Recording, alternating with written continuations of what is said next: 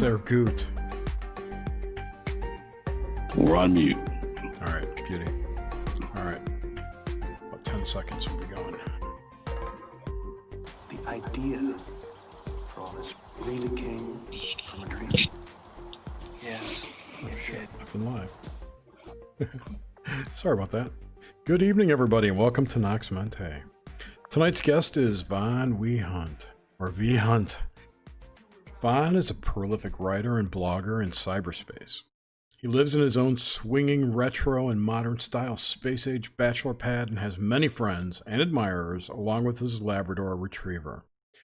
Visionary, saint, huckster, rebel, snake oil salesman, wise guy, modern-day charlatan, and man about town, office desk jockey, jack of all trades, entrepreneur, foot soldier, and braveheart in the corporate cubicle trench warfare of today. Bachelor extraordinaire and Hugh Hefner wannabe. Lars, as his friends call him, pulls no punches like a raging bull boxer in the ring of life. He tells it the way it really is like an arrow in flight. Shoots his intellectual wit and life observations with both barrels loaded and takes no prisoners. Welcome to Nox Mente. Thank you, Jerry. Looking forward to a great show tonight, man. Looking forward to this for sure. So am I. Yeah, this is great. Thank you, Vaughn. And I have to thank Michael Deacon. That's how I found you. And so I've enjoyed you thoroughly over there. Thank you, Nish. Appreciate talking to you. Michael Deacon program. Wow, what a great show that is, huh? Yeah, Michael's awesome. Just adore him. And he's definitely a friend of the show. Oh, good. Yeah, I've had the pleasure of being on his show 3 times now. And he and Mike Hideous are a great duo, you know? I love Mike show. Hideous, too. We just had Mike Hideous on a couple. Yeah, it was a great show. It was a really good show. He's very cool. I heard it. Mike Hideous is so down to earth that he's just grounded. I really like those East Coast people, like especially the New York, New Jersey people. There's something that has always caught my attention with them. I agree. You know, the same way. It's like I get along great with everybody from pawns to kings, and everybody in the middle. But the East Coast people, they have an edge to them and an attitude that I really like. Yeah. And then I can get along with the surfer people in California, the Midwest farmer, the Southern Confederate reenactor. I don't care who it is, you know, Yeah. but they each have their own language, don't they? Yeah, they do. I'm like you. I feel like I've always been that. I'm an outsider, so I've always just kind of fluttered around and then I've lived everywhere. So like a I find hummingbird fluttering. I am like a hummingbird, but the East Coast people are so matter of fact. And there's something about that is very appealing, especially in this day and age. It's refreshing. I totally agree. Yeah. Yeah, they just lay it out. And my family's I'm from New York, and my family's from New York. So when I'm in the company of another East Coaster, it's like there's this family vibe that just takes over me. It's like, it's comforting. I don't know what it is. But. Yeah. I like that. I dig it. So let's get into young Vaughn. As far back as you can recall, what were the things that stick out? And I'm going is your very first memories. So what are the things that stick out in your very first memories, especially if they're like kind of like pop culture-y, cartoons, that kind of stuff? Well, I heard a few of your shows, and to be candid, I wasn't quite sure about the show until we first met, and I started to hear some of your shows, and I was very impressed. Oh, thank you. With Nox Mente. There's no one doing a show like you and Jerry discussing, you know, dreams and visions and consciousness. And tying it like into that. everything. Yeah. Yeah. And you guys do a great job of blending it in. And, I get a lot of interview requests, and I'll be honest with you, I don't take them all, but yours, I definitely wanted to jump on because I remembered you from Twitter, and I knew you were a friend of the Michael Deacon program. Yes. And I've been on that show, and I go, well, I'm going do this one because, one, I already feel like we're family here. Yes. And that's a good thing. And so your show, and I love the premise, but getting back to your question, you want me to go back to my earliest memories of what inspired me, or what I thought about things, or a mixture of both? Yeah, because we want to build the foundation and get an idea of your symbols. So, like your earliest memories, if you don't mind. Oh, sure. Well, I got to thinking about your show, and I wrote a few things down, and I had to to be honest with you, in our busy, hectic lives, I had to kind of sit back and do a little bit of meditation myself and think hard about some things just popped to my mind. So I'll kind of start from there, and I've got a few things that I think are very interesting. But first of all, some of my earliest memories are of the Vietnam War. My dad packing, getting ready for Vietnam, and we were in Sacramento, California, and watching the news. And I remember seeing Dan Rather on TV. I'm kind of dating myself a little bit, but back in that era generally. And war was a big part of what was on the news. And even now on my radio show, I call it that we're a world of war. But getting back to young Vaughn, I basically, when I would watch television, I used to love watching, of course, what most kids do, but I really thought a lot of the cartoons were kind of stupid, to be honest with you.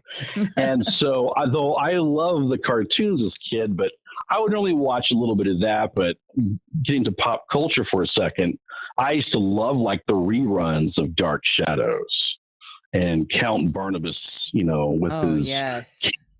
To love that. My parents forbade me to watch that show because they felt it was demonic and bad and things of that nature. But as a young kid, I was fascinated by just that whole scene. And of course, I watched everything else. I was also fascinated by the reruns of Hogan's Heroes, and I have a strong affinity to World War II.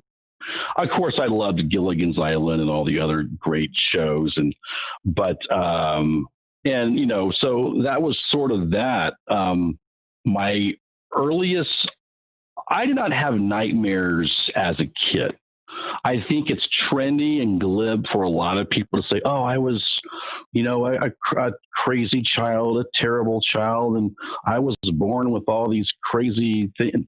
No, I didn't have. And again, maybe I wasn't one of the cool kids, but it's not taking back from any experience anybody else has had. But I really I felt a good, kind of a childhood and idealistic childhood. I mean, my dad was U.S. military. I grew up on U.S. Air Force bases. My father called in the airstrikes to the Viet Cong who were attacking the American Army troops. He was very good at what he did, from what I heard. Very accurate. You see the guys in the movies with they're like the statisticians. They're called the air weapons control officer. They heard the live feed from the battlefield. There was life and death situations. My father was very good. He was at the Air Force headquarters in Saigon.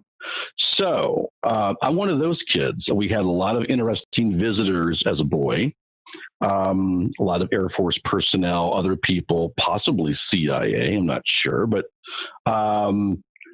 so I kind of grew up in that war vein, and my mother was a happy homemaker, smart. I was blessed with great parents, I will say. Fantastic parents, wonderful people, smart as a whip.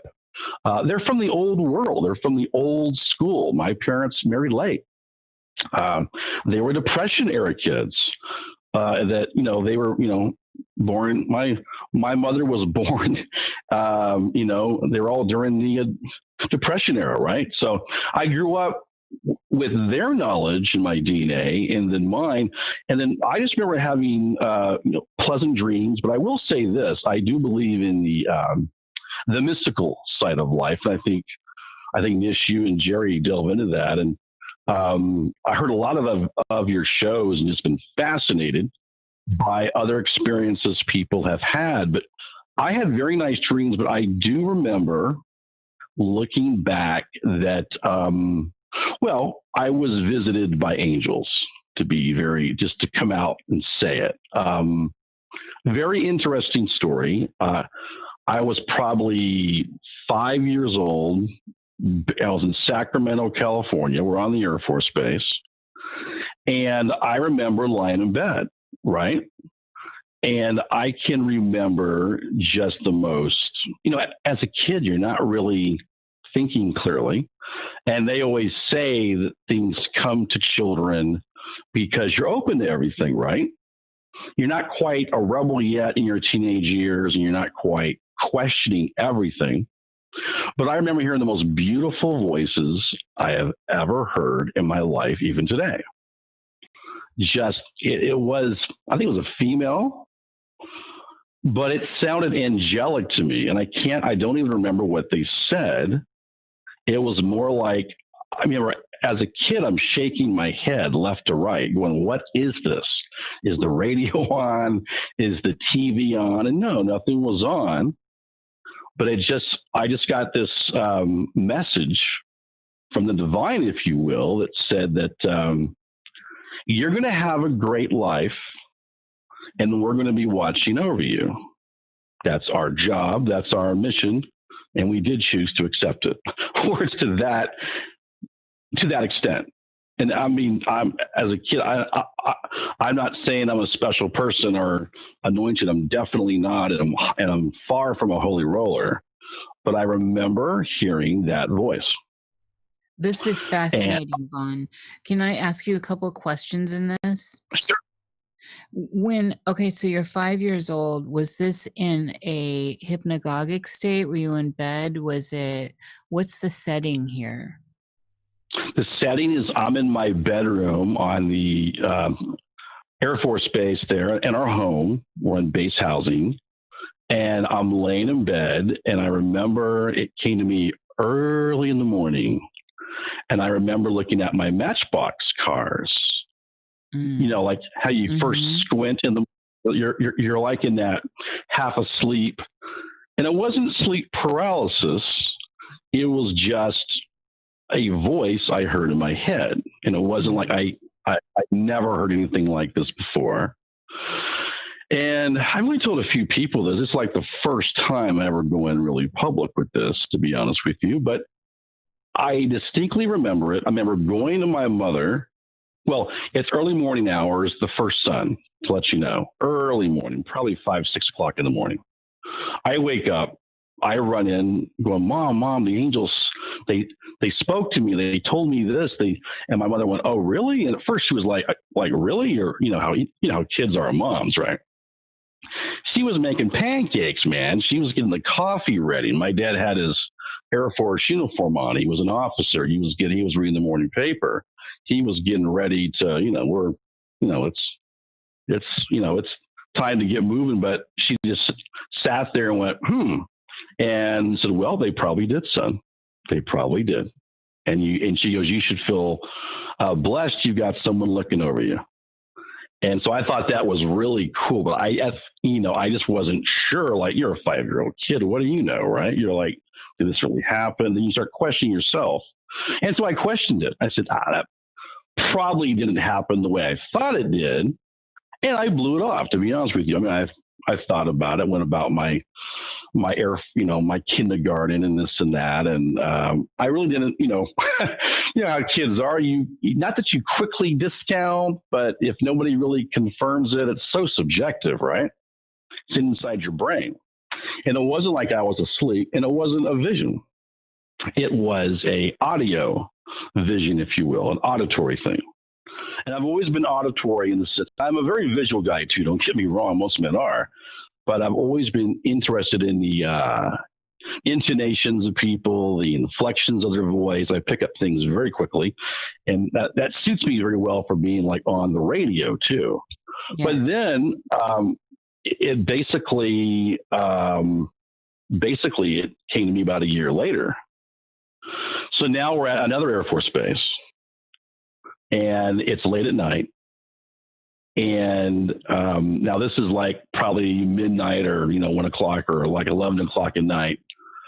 And I'm laying there in bed. And again, my brother is next to me and he's asleep. And it was a dark room. And my parents had put me to bed.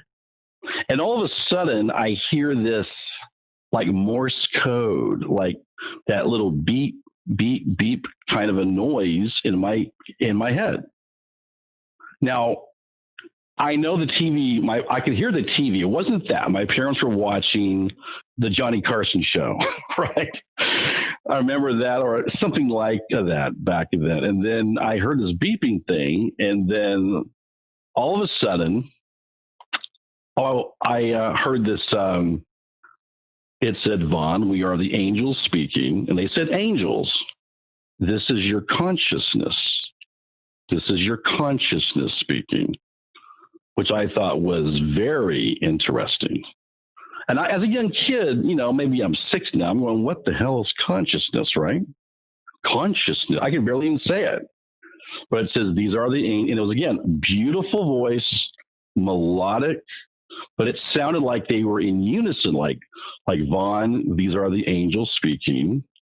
This is your consciousness. Vaughn. Then I'll be honest with you, as a young boy, but you know how boys are wired, right?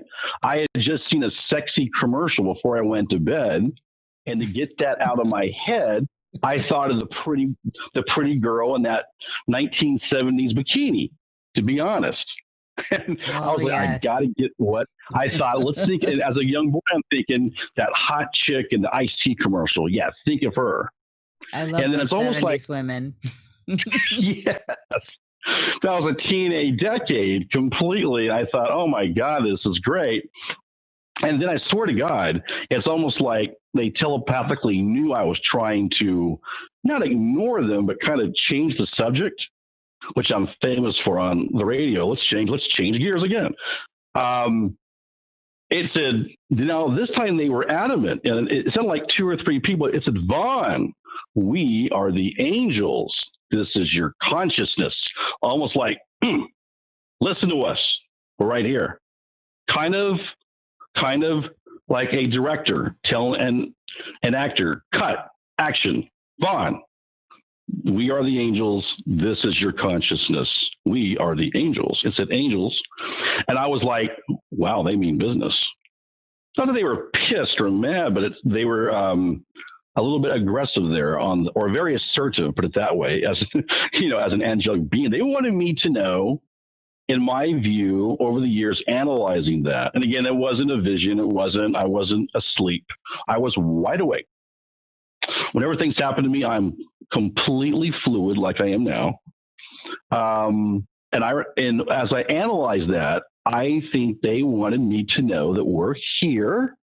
We're overlooking you. We're overlooking whatever people's belief system is, but we're here and we're real, and don't diss us. Don't ignore us. We're here.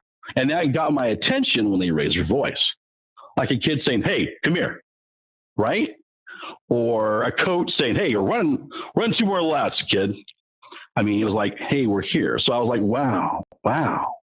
And I sat there, I was like going, and then I heard that I swear to God, this is really strange. I heard the beeping noise again, like a Morse code, like World War II doing the Morse code, right? And it sort of faded out. It faded in and faded. They said their thing and it faded out. Now, people have asked me, hey, were you ever brought on board a U.S. Air Force? But I was not an MK Ultra kid or anything crazy like that. That's exactly what MK Ultra kids say, by the way.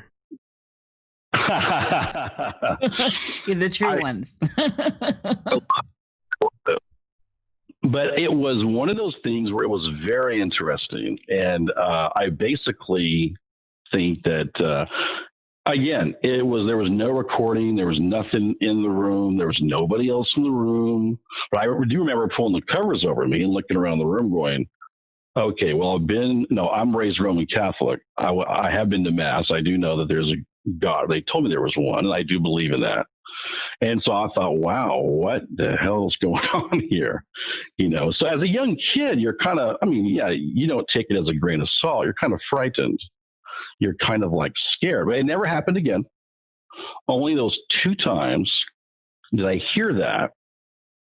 But, I've read some, and, I was one of those kids too, where as a teenager, just to fast forward for a second, I would go to the bookstore. And I used to I love the bookstore.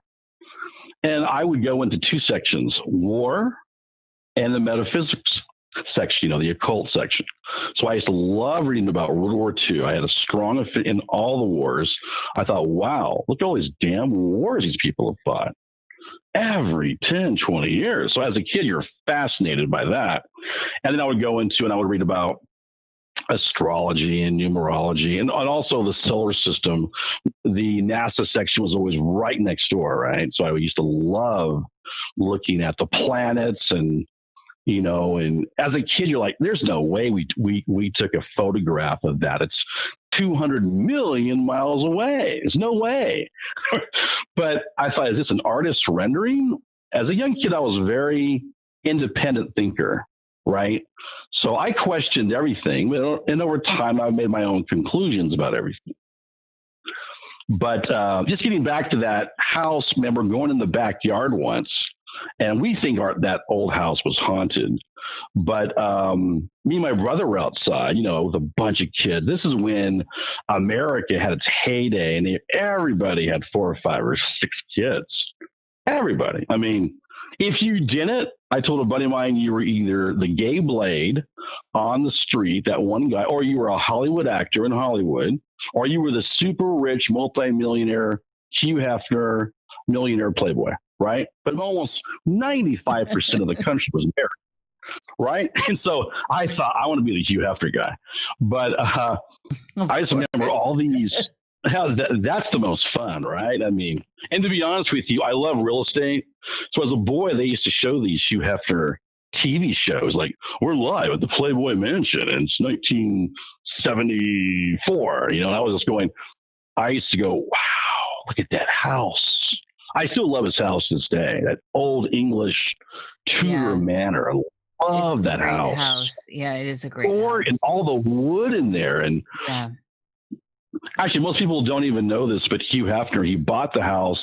It was a fire sale in Bel Air next to Beverly Hills, and he renovated it over the years. But he got it at a great price. I think he paid $1 million. But people forget he got all the land with it. The land, baby. It's stunning. Acres of land. Yeah, it's all private. It's so private. So cool. Yeah. I have a really question. Quick, I just wanted to enter. I'm sorry.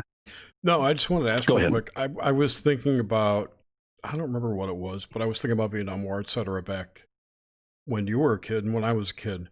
Did you have any POW bracelets? I remember those. Yeah. I remember those. Well, actually, the Viet Cong had a bounty on my father's head because he was very good at, from what I heard back then, he was very good at, he wasn't a pilot. He was not a pilot, but he used to train bomber pilots. Yeah. He knew exactly where to place the bombs, which is a highly decorated skill. And of course, the pilots were known as the flyboys, the playboys. They would just, you give them the correct coordinates and they could, put a bomb through a needle, right? So they were the Hugh Hefner of the Air Force. Yes, exactly. Gotcha. Well, it's funny because we were at an Air Force base once. And I saw all these men get out of the blue Air Force bus, and they were all wearing brown, those zip up, brown fatigues. And I said, Dad, who are those guys? He said, son, they're prisoners. They're prisoners. They weren't, they were our guys who did crimes inside the military. But they had them on work details there with the MPs, old school, with the batons, barking orders at them. And they had submachine guns. That guy told that's when our military was a real hardcore military. Today, they wouldn't do that. It wouldn't be PC. But, back in that era, yeah, they were pretty hardcore guys.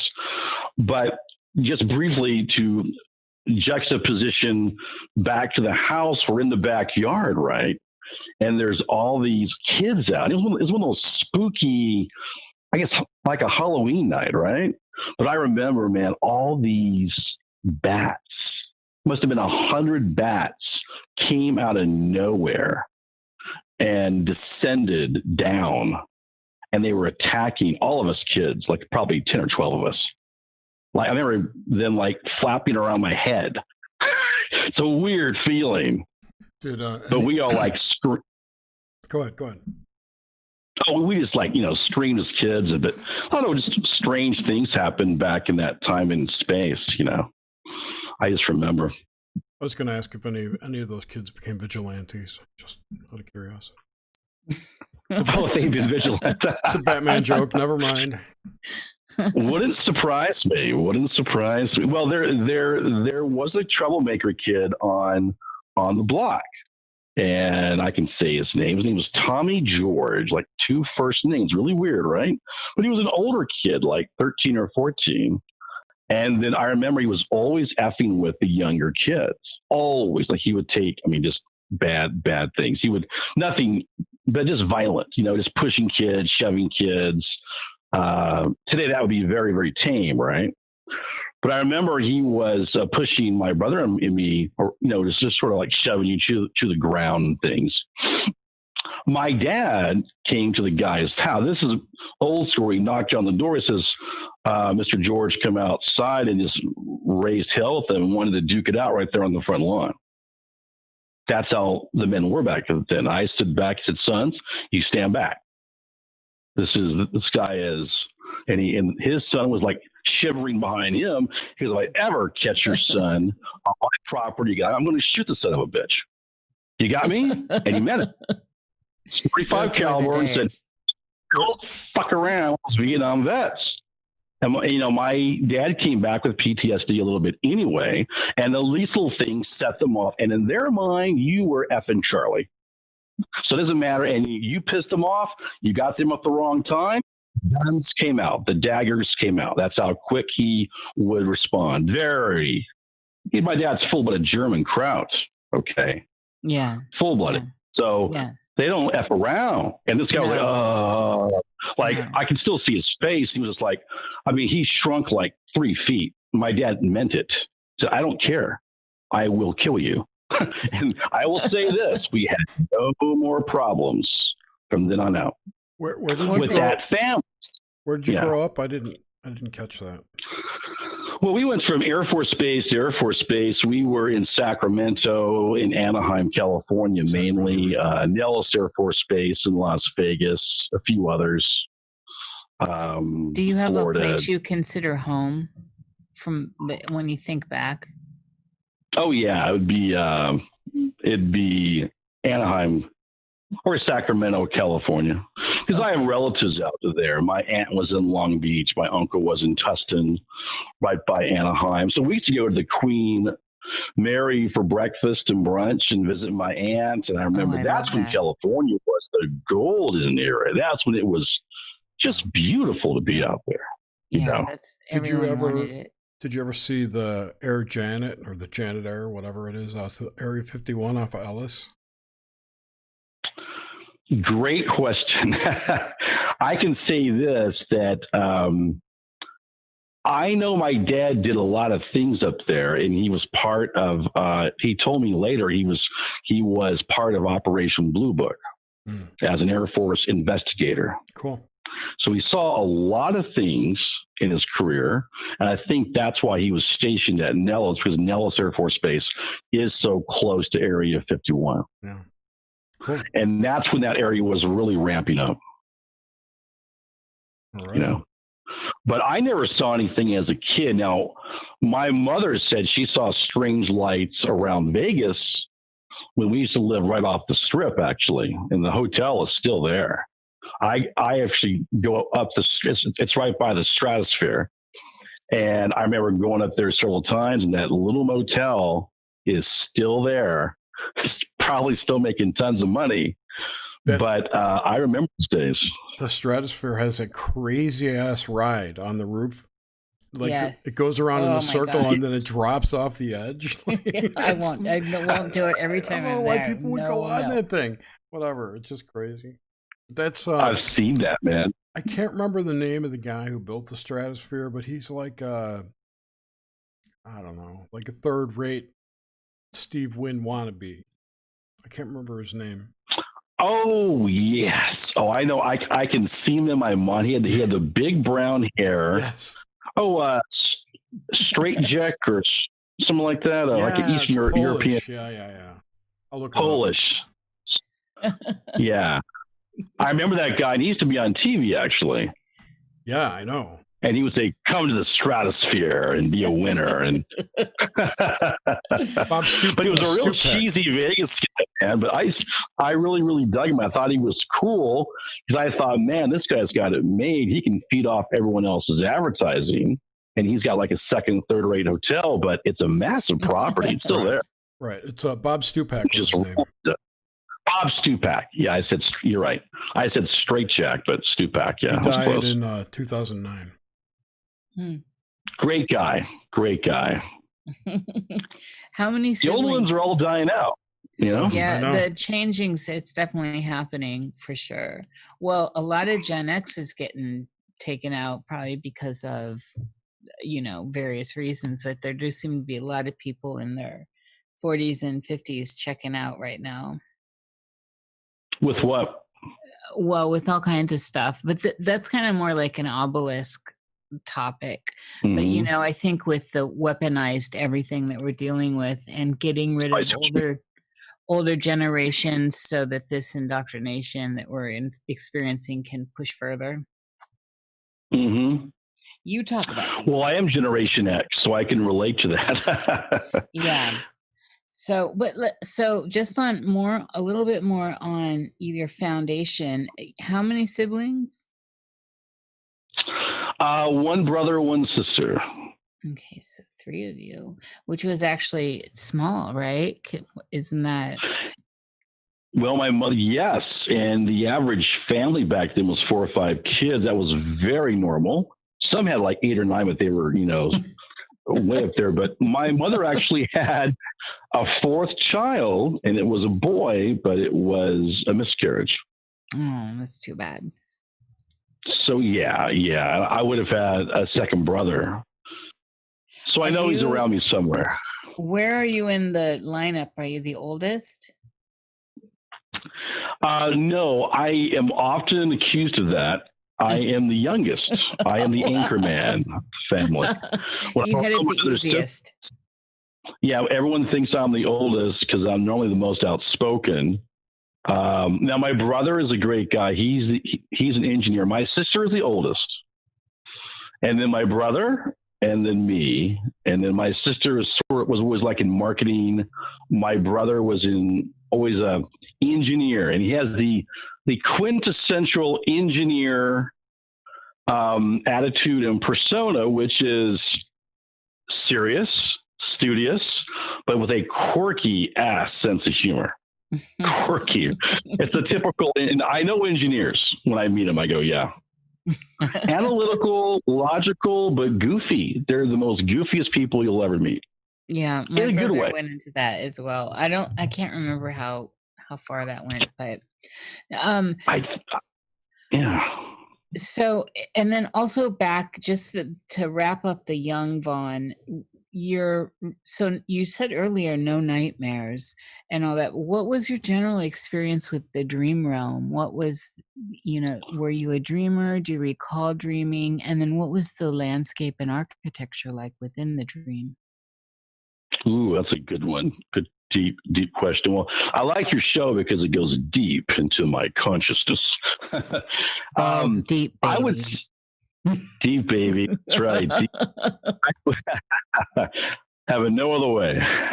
I would say, now I had scary dreams as a kid. I was just a happy kid. I knew I was very lucky. I hear all these broken families today, and my parents, hey, life wasn't perfect back then either. My parents almost got divorced 3 times. They fought like cats and dogs. They made up all the time. But I remember they came real close to getting divorced about 2 or 3 times. And I remember having some bad dreams about that. And I remember, I used to think about, oh, is there a boogeyman in my closet or somebody under my bed? And no, I never had any bad dreams like that, like anything like poltergeist or the exorcist or anything crazy. And of course, my parents also, to their credit, they also protected us. But what's funny is back then, I'm sure, they were showing the live news feed of Vietnam and the aftermath of it, right? So we're watching machine guns and we're seeing bombs. And that to me was just fascinating. I wasn't fascinated by war because war to me is the breakdown of diplomacy. It's the breakdown of nations getting along, which they've never gotten along anyway. So I tell people we are a world at war. But getting back to my dreamscape, I've always dreamed in color, Nish. Once in a while, I'll see something kind of murky, maybe black and white, but it always turns out to be color. And so I dream in three type of dimensions, always in color, and I can see depth. Normally, the people I meet in my dream they're always in color. They're always asking me questions, or some are very indifferent. I just see them and they're preoccupied with something else as I'm going through the dreamscape, right? So a lot of my dreams are of buildings and structures or war. And I've had very vivid dreams about things like that. For example, could be like, I'm going to a town. I'm being chauffeured in, and then I get out of the limousine, and then I'm in this building. I'm a humongous building. Was one of my dreams, I would say, a few months ago. But I've had similar ones when I was a kid, right? Because that's our timeline here. And they would say, go find so and so, and he's in room A, or he's in room 213. So I'm looking for room 213 or 400, whatever the case is. And I'm in this house of mirrors, or this funky room where the floors are uneven, chairs are floating. I see people I know and they're like busy dusting, and they say, hi, how's it going? No one's really evil or strange, but it's more like a fun house at a carnival, not a haunted house, but it's sort of this weird kind. So that I'm jumping over logs. I'm getting to the room, and then I get to the room, and then there's interesting people there, and they're all greeting me, and they said, "You found us." It could be something as innocuous as that. Going back, I've analyzed a lot of these, going, "Wow, that was a trip." But I do believe that the dreamscape, in my view, is kind of a dimension, and I believe it's your subconscious telling you something that you need to know, or that you should be, or it's more, it's prompting you to, hey, pay attention to this, and I just view the building as my life. And you're going through different rooms, you're going into different doors, lots of doorways, like Jim Morrison and the Doors, or I play them on my radio show. I'm thinking of the doors of perception. I would go into certain rooms, or be people. Again, nothing too crazy, just sort of like oddball carnival stuff. You'd see a girl with a big rack. You'd see a crazy man juggling. Like, my best thing is like the album of Strange Days of the Doors, where he's got the weightlifter, he's got the midget, he's got the juggler, and that tall, sultry chick wearing the cool. I've had a lot of dreams like that. Again, That's it's a walking great through. album. Oh, I love it.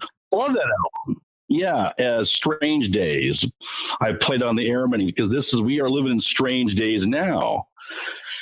So yeah, it was just like that. A lot of things, stuff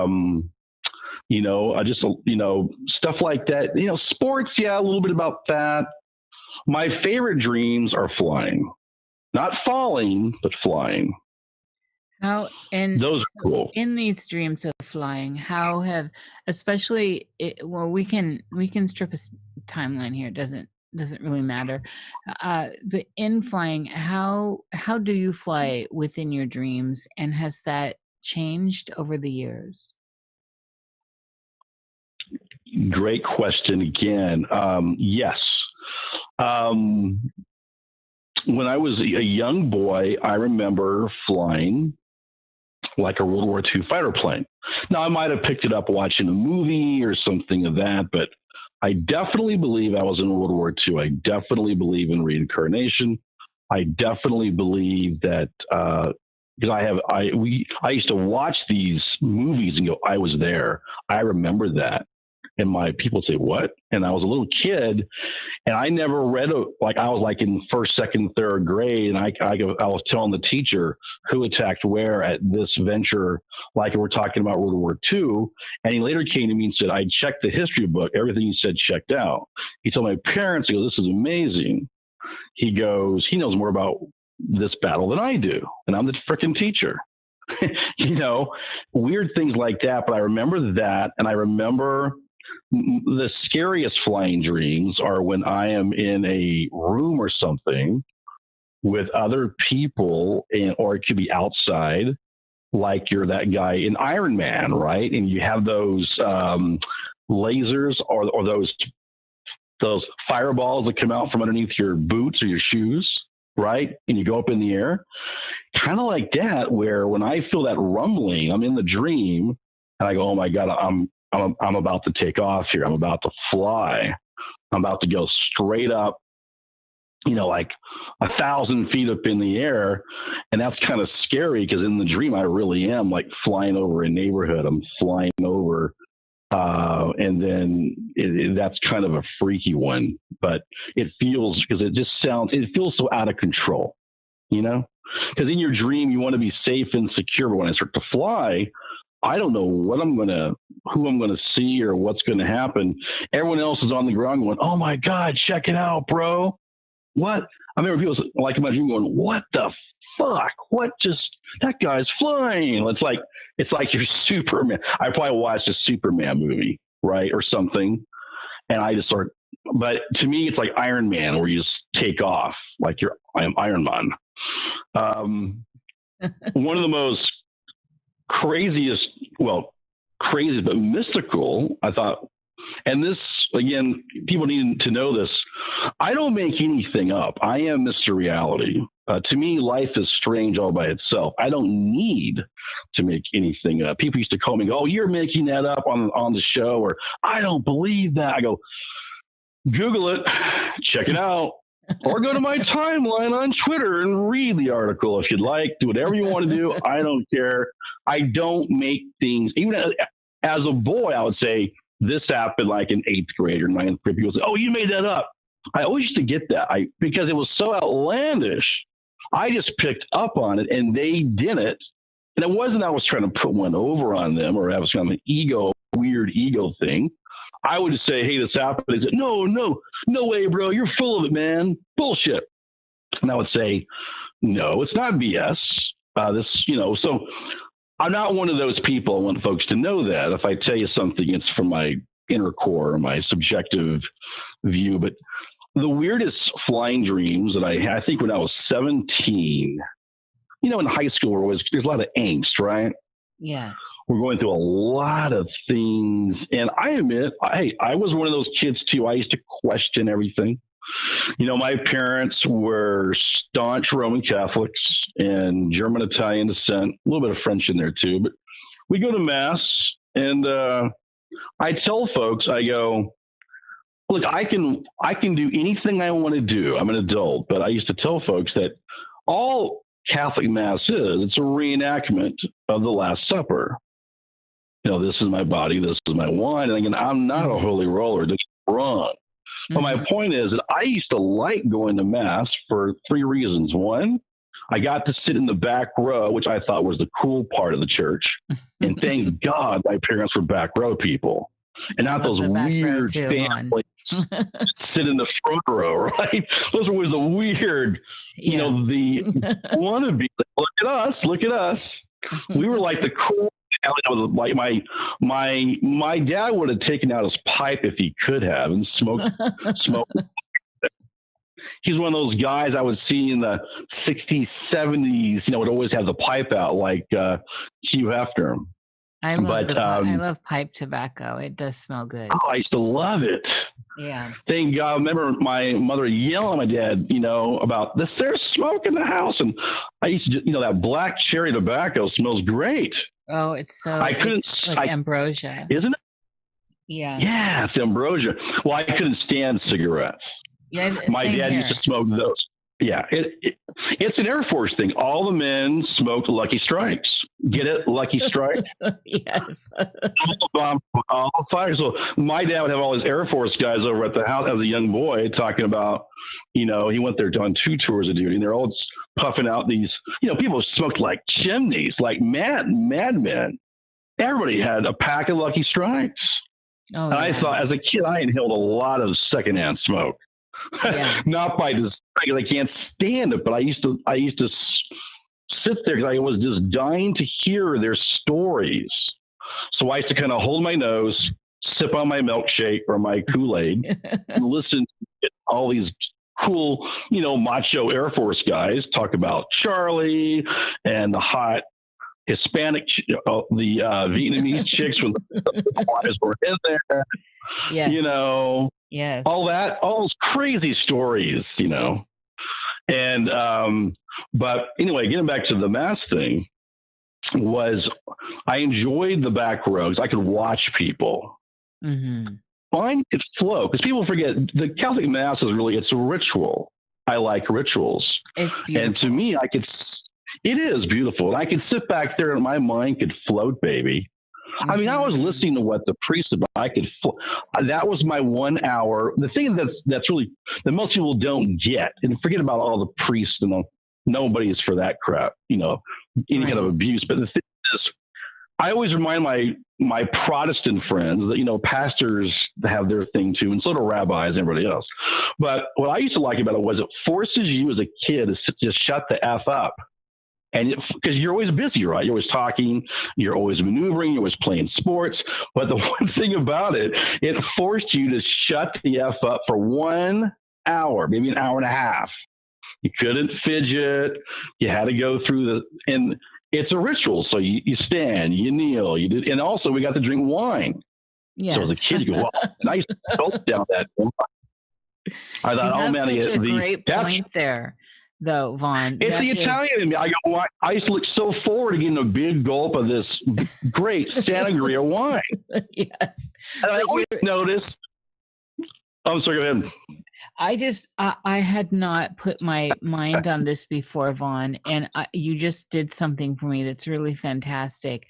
The idea that people in church, actually kids, have to sit and find a stillness. Yeah. That is major, and that seems to really be something that's lacking right now. Well, yeah, it forces you to. I used to meditate. That was my meditation hour. Think about it. I had 2 crazy siblings and parents, and my father had a little bit of PTSD. He's a Vietnam vet. I mean, I grew up with guns in the house, and as a kid, I loved it. But as a kid, I read these crazy ass stories. I wasn't into grabbing my dad's .45 caliber or his M16 or anything in the closet. I was into sports and books and rocketry and cool kid stuff, right? But yeah, it forces you as a kid to shut the F up, to sit down. That was my meditation hour. And I used to, and everything else sort of would coalesce and get into your mind. And then I used to love looking at other families and girls my age, right? So I'm in the back going, scoping her out, going, I'll be dating you in 5 years. Maybe you. No, maybe you. Do I want her or do I want her? So the boy, this is what boys do. We're thinking of ways to entertain ourselves, always. But don't get me wrong, one ear, men have this ability. We can listen with one ear to the priest, and I can, in my other ear, I'm thinking of something completely different. We compartmentalize things in our brain. So I was famous for that, and I used to go, But I used to dig just seeing all the families come in, and then there was the coffee and donuts, and as a kid, that was the 4th thing. I liked coffee. As a young boy, I always loved coffee, because to me it was a cool macho thing, like the Air Force guys, they drink coffee. Now tell the guys, you're drinking Kool-Aid. You're worthless and weak. I'm drinking coffee. I'm a real young man. I'm a war You're vet, hard. right? So Yes. I'm a hardcore bastard. My father, blew up the commies. What does your dad do? He sells fertilizer. Go figure, No, I was just like having some fun with my friends. I love everybody, but I was just like, but as a kid, you're like, wow, this is, the jocularity is going to come out, right? Yes. But that was that. But I used to dig that part of it. And I'll be honest with you, the other thing I liked was the folk mass. And again, it used to send getting back to your show, it used to send my mind on these different transcendental tangents. So I used to love the folk mass, and where they would sing with the banjos, right? And you had the hot chicks up there. And I'm like, all these chicks with there always is, they were always showing the cleavage on like the altar. So I had my other personal reasons for liking to go to mass. They were always these hotties that could sing. I'm going, man, check her out, John. Damn, check that out. So, and she can sing too. So, no, we're just, typical horny boys looking around going, oh my God, I'm going to have a great life. I'm just scanning the room. But I used to love the music and the transcendental part of it. And really my mind would flow. The things that would come to my mind were just amazing. I could go on different, and to me, I had a priest one time tell me that's the secret of the Mass. It's an ancient ritual. And you are supposed to think of all kinds of, levels of heaven or different spheres, or I would think of the multiverse. I would think of reincarnation. I would think of what I read in the bookstore last week about the occult. How does it apply here? And though you're warned against that, to me, I wanted to know both sides of the story. And don't get me wrong, I'm definitely believing God. I'm one of those. That's why I said I might not be one of the cooler kids, because I have a belief system which I've developed. But that leads me into this next thing, which I think you're going to find really, really cool. Take us down there, I thought a lot about your show the last couple of weeks, and I thought, should I divulge this? I think I should. Well, this ties in with the flying part. So again, we're going full circle. When I was 17, I'm questioning things. Is there a God? Is there, because bad things happen to you. And is there a God? Is there a devil? Is there this or that or this? And I believe that there is. Again, it's not knocking anybody else's personality or religion or belief. It's just to me, it's a personal thing. I think we're all on a personal journey, and it affects people in different ways. Like and I'm an old school Roman, not this new thing where, I'm from the old school in the sense that the people that taught me were from the 20s, 30s, 40s, 50s. Okay. They give you some perspective. When I met them as a boy, they were already like 60 years old. Right. So they were from the real America, I call it, the real hardcore America. But I remember a Roman priest telling me, and he was Italian from Rome, he was visiting, and he said, there are many paths on the mountain. And when you're born, there are people that will become a Presbyterian, or they're an Episcopalian, which we call Catholic light, or Lutheran, or whatever, Jewish, or whatever the case is. Maybe you're just, you're evangelical, but he says there's many paths to the top of the mountain, and they all will get you there eventually, but some will get you there faster than others. And he said, one thing I also liked about him was he was an exorcist priest. And so he would tell me some crazy stories. Those are my favorite, Vaughn. Absolutely my favorite. Yeah. And he was one of those guys where I'll tell you some things that he would say, but before I get to the real juicy, and of course, he was my catechism teacher, right? But the one thing I liked about Rome was they were the only church that believed in demonic possession and trained their clergy to defeat it. And I do believe in good and evil. He told me, and I kind of believe him. He says, this is purgatory. It's a little bit of good and a little bit of bad. It's a lot of good and a lot of bad. kind of like purgatory. He believed that we were in purgatory. He believed that this world is full of angst, full of hardship. Again, it's also full of beauty. I mean, it's got almost a 50-50 mix of both. And I think right now it's airing on the negative side, but it ties in with this thing. So I'm going through all these things as a young man. I'm in high school, whatever. And this has only happened to me a few times in my life. I had that sleep paralysis, right? Which I've heard other guests talk about. So, and I'm fully awake, I'm fully fluid, and I can't move, right? This ever happen to you? Absolutely. Absolutely. Yeah. Well, you can't move, but I could dart my eyes around, and I tried to move, and I couldn't move. And it was, again, about the midnight hour, like 11 o'clock. And I was thinking about all these things in my brain. And I swear to God, this is what happened. I don't make anything up. Again, I think the heavenly realm, if you will, they knew to get to Vaughn, because he's going to be a radio guy, we're going to be auditory. We're going to be auditory to him. So I hear, it's like I'm standing right next to a 737, and I hear the roar of a jet engine just starting up like that.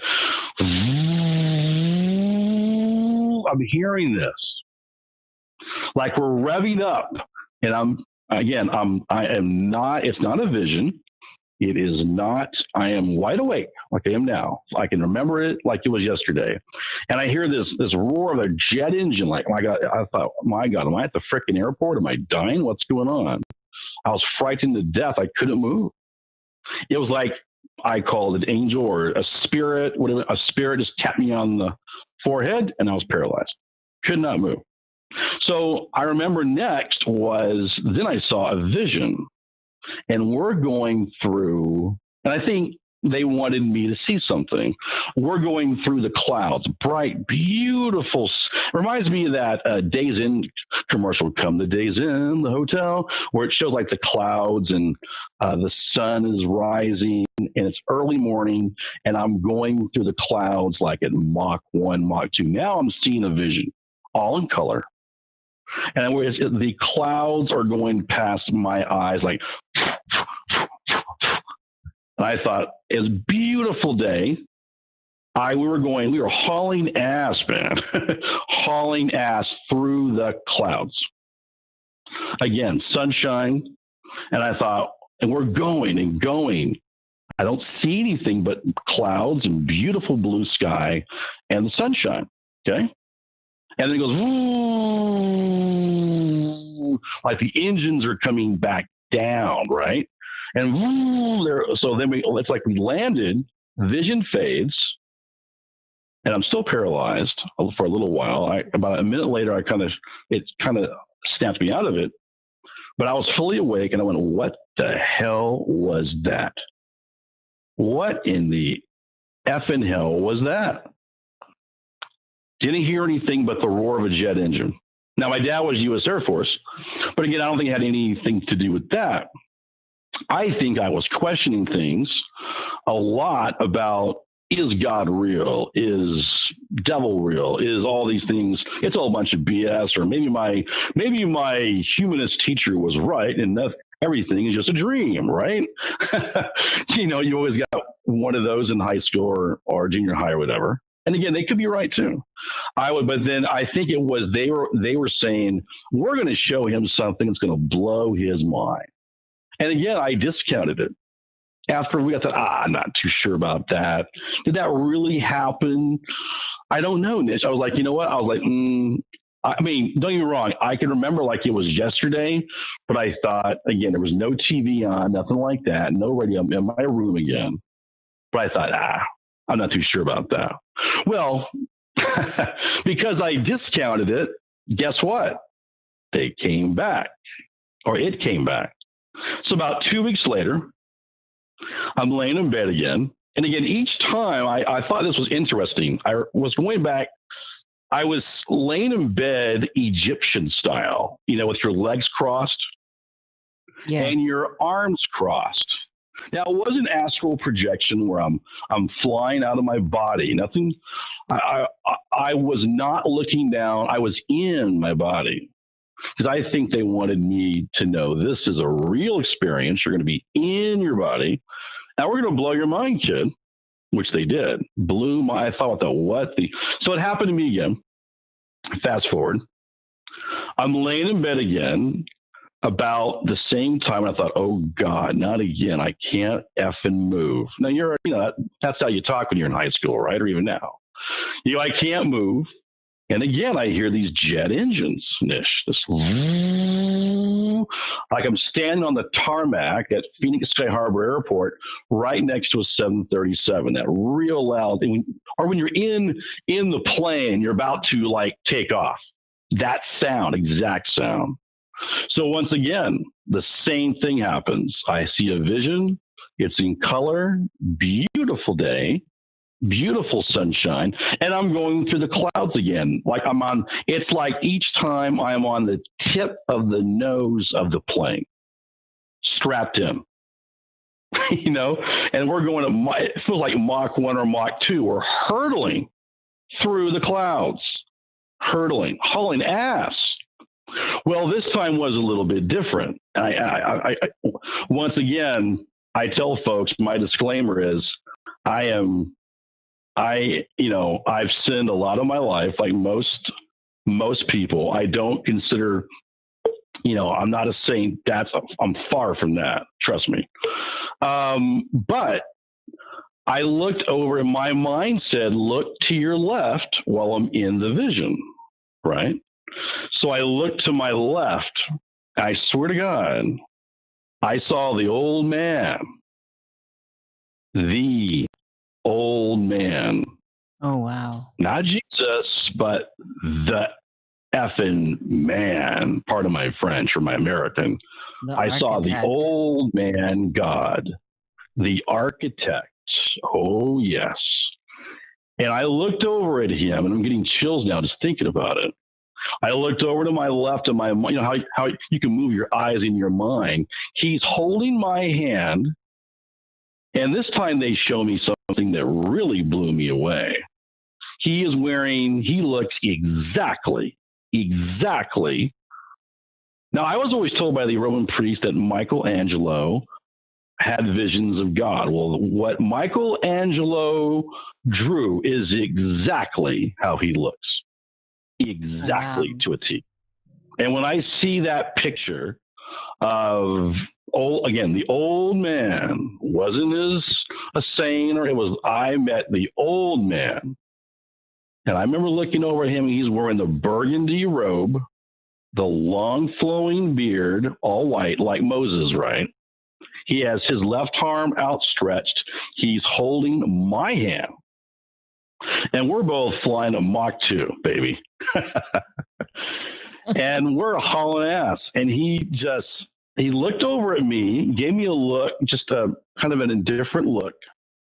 And with his left hand, he pointed his finger, like his index finger, down, like look down.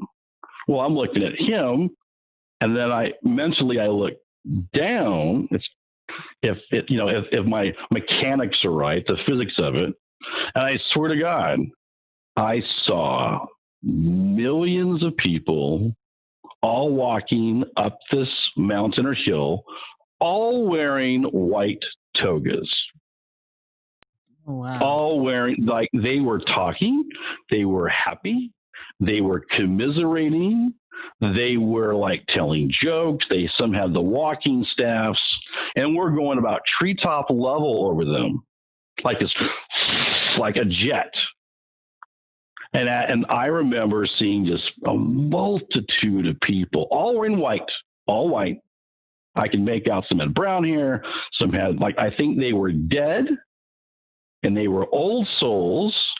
And I think the architect of the universe, this is what I remember clear as day, he wanted to show me that I am here, I exist. Don't you ever doubt me ever again. And that's the thought that went into my head. Because as we're going down this path, I see this mountain and then I see this trail, right? Going up the mountain. We flew right over the mountain, and guess who was at the top of the mountain? His son, Jesus. Yeshua. Just like that mountain in Brazil, in Rio, Brazil. Yeah. Oh, yeah. Arms outstretched, the same way that artist was inspired. And all these people were white, and he had a son behind him, and he was wearing white. And I made out this guy look just like Jesus with the dark hair, almost a Jim Morrison look, right? With the beard. Everybody was wanting, they're walking up the mountain to greet him and pay him their respects, is how I took it. And then we're flying over the mountain. It was like, and then the vision sort of ended, flight over, and then I heard this, like the engines they're revving back down. I thought, wow, just wow. That's and an auditory, and it was it wasn't like I wasn't very anti-drug kid. Mm-hmm. No in me, no crazy food in me, and I was lucid and I was awake and conscious the entire time. But yet I was immovable. And again, I think if it was him, he stopped me and said, I need to slow this kid down and just paralyze him and just stop him. Like I was always into something, right? Mm-hmm. I was doing this. Radio, sports game, TV's on, all these distractions. Mm-hmm. And he just went, nope, tapped on the forehead.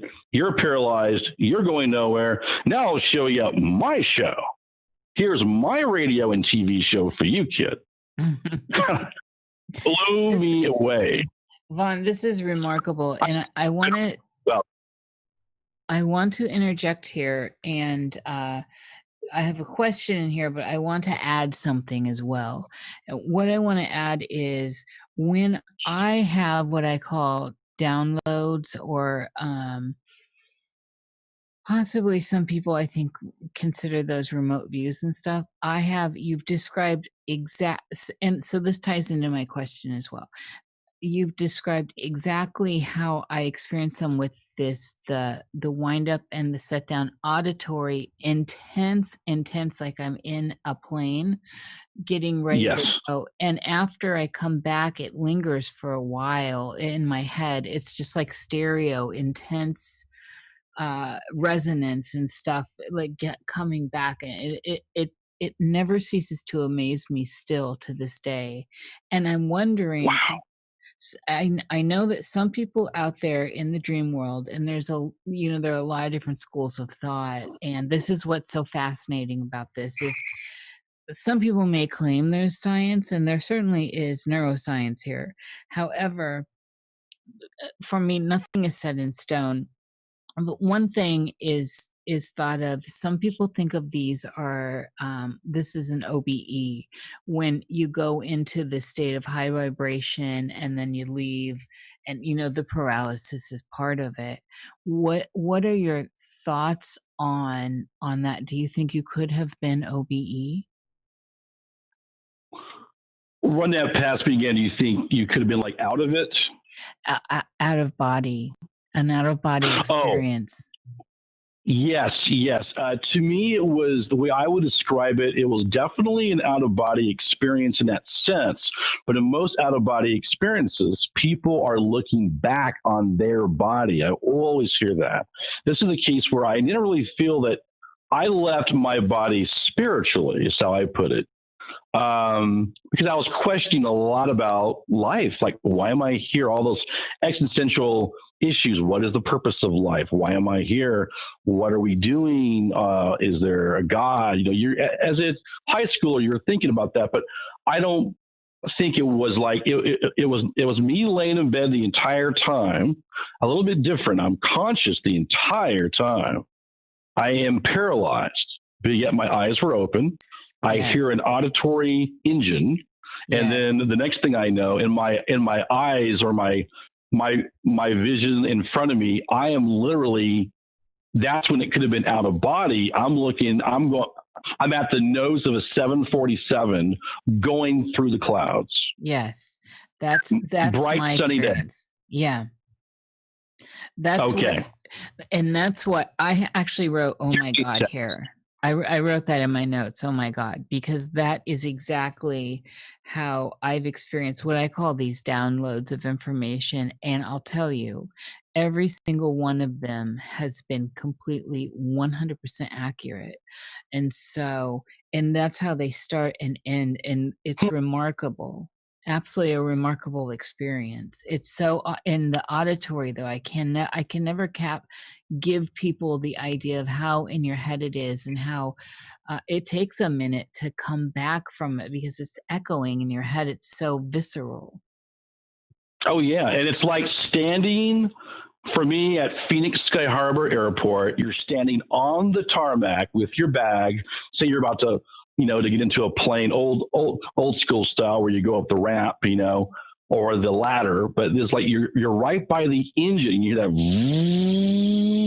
the revving up of the jet engine. Yes, and yes. it was a positive experience. But again, I think that whatever it was, they wanted to show me a show, and boy, did they ever. And again, I just think it was real. It's, I can never forget it. And again, whenever I see that picture of the old man God architect, that's exactly how that looked to me. And again, I wasn't very familiar with that as a kid. It wasn't like I was a Michelangelo fan. Later in life, I went, I remember pulling out these books of like the Vatican or thing. I went, oh my God, split image of that. I just sat there, was dumbfounded. That is what I saw. Yeah. Again, it was like the God particle, if you're a physicist or an astrophysicist. But to me, it was, and again, it wasn't like he said anything, but it was telepathic.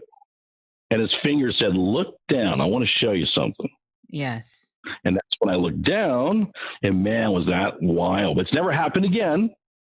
Only those 2 times where it was that kind of an experience. But when it was you were wild. Describing that experience of them walking to, I couldn't help but think about Dante's Inferno and the how they're, you know what I'm talking about? And so the one spot walking upward as opposed to downward, and they're in that with the canes and those robes, everything was just giving me that Dante imagery, which is remarkable. Right, and I had never read that book as even as a high. I mean, I had heard about it. I had heard of the 7 or 8, layers of hell, etc. But this was more of a going up, not going down. And I think that the spirit people wanted me to say, hey, I was kind of down in the dumps about a lot of things. Yeah. And I was really questioning things very intensely. And I wasn't a happy camper. I was one of those angry young men. Yes, I get them. I get it. On one level, I was very happy. But on other levels, I was very angry. I used to be quick to fight. If I was attacked, the German comes out of me, and that the SS dagger comes out real fast, right?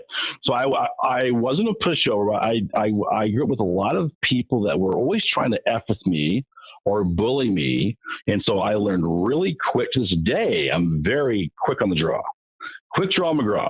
But my thing is, I just was questioning a lot of things. And it wasn't really until I got to college that, just a really brief side story. I was walking, I went to Purdue University. And I remember I was like 21 and I'm walking with my backpack, and I loved college. And I'm not from Indiana where Purdue is, West Lafayette, but I went there, and it's like a campus out of central casting. If you're in Hollywood and you want to find like the red bricks and gargoyles and fountains, that's Purdue. 35,000 students, right? We're about 2 hours south of Chicago. But I can remember walking the campus, and like a light bulb, I had like this epiphany, and I go, everything just sort of went click. And then I got it. It's weird. I got life. It was like a light bulb went off, and it was like this flood of knowledge. This is why this person did this. This is why your parents did this. Then it was really weird. I got like volumes of knowledge, and I understood everything that was happening to me and how I reacted to it. But I remember I got that at Purdue. How old were you at that time? 21. Okay. Yes. And I remember beautiful fall, beautiful day, nice and chilly up there. You know, you're wearing it was probably November. It was a little chilly. I'm wearing like my pea coat and my backpack and, just had this epiphany. It was like a beautiful fall day. Leaves were falling. Purdue's gorgeous during the fall before the snow hits. But it clicked. And I was always a deep thinker, though I used to play around a lot like most kids and be a little mischievous and this and that. I still thought about a lot of existential issues-ish, Always thought about things. Yeah. Let's go to, I want to, before we get too far away from this, the priest that was trained in the old school Vatican exorcisms. And so there are a couple things here. I want to get any, whatever you can give us from his teachings that you received, and your idea on, I'm really intrigued by how he considered this purgatory. I don't know if that's a common or uncommon thought within within Catholicism, but I pull up to that, Vaughn. And then also the idea of possession. So, and where you stand on that, what you think that is, because I think that is very relevant to where we are right now. Oh, totally. Well, I've even said on my radio show that we have the Vatican, and I do follow Vatican news. I find it very intriguing. They have the catacombs, they have the old astrological texts, right? And they have annals of all the demonic possessions that they've cataloged over the centuries. Supposedly, there's more demonic possessions now in the world per the Vatican. It's went up like 32% ever in a long time, right? So, and that answers that little question, but I'll get back to that. The priest that I remember teaching my catechism, I believe possession's real. I believe demonic possession is absolutely real. I do. I believe that, and again, I don't judge anybody. I am Mr. Non-judgmental, and it doesn't, I have friends that I know are agnostic, some are Presbyterian, some may be an atheist or whatever the case is, some may be, evangelical. So I just take people as people, and it's not my role to convert anybody or to categorize anybody. Again, I really strongly believe that people are on their own life spiritual path. For some people, it's dark. For some people, it's better. And I just tell people this: be careful what you call into your life.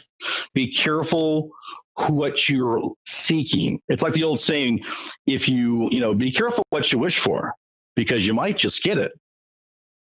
And I believe that. I believe you should be very careful what you really wish for. Absolutely. I mean, if you really, really want to meet the devil, you might meet the devil.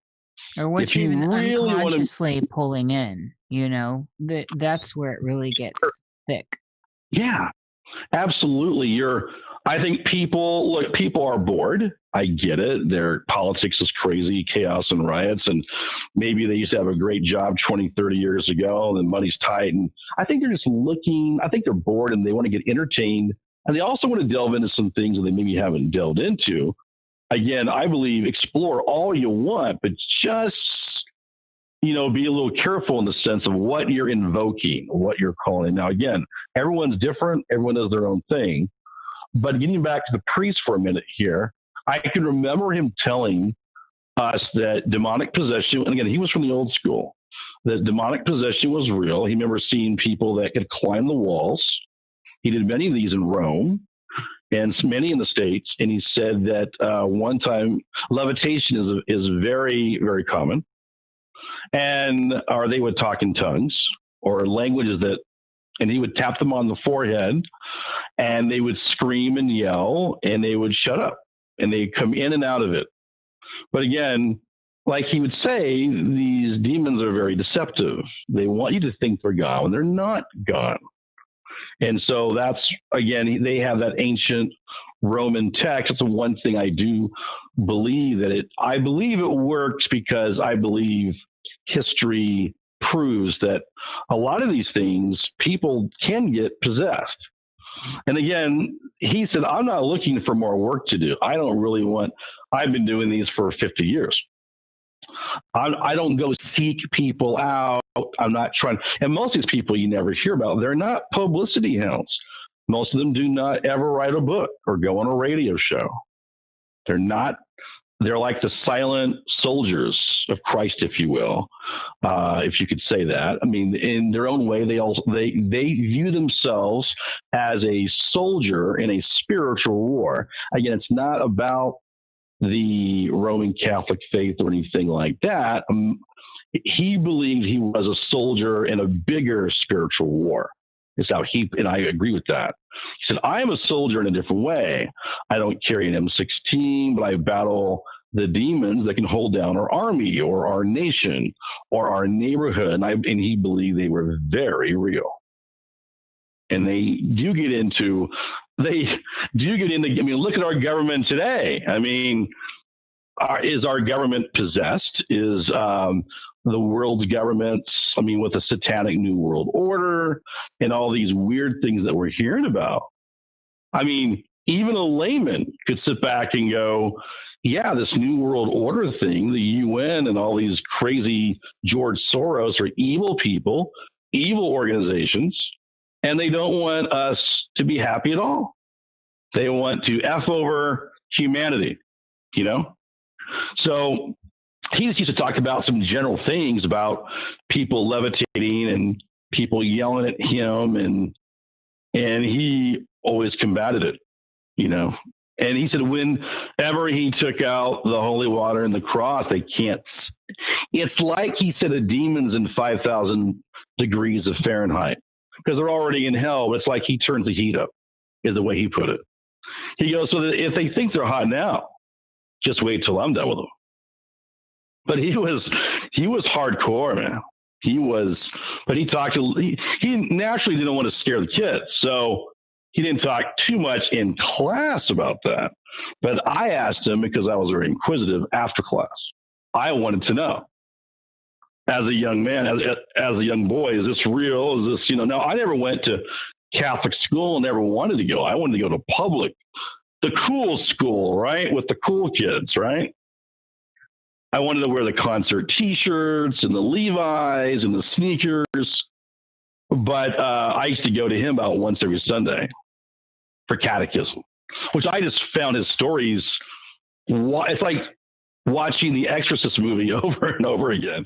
The stuff he would say would blow your mind. So to me, I never looked down on it. I thought, this is a wild class. I can't wait to hear his next story.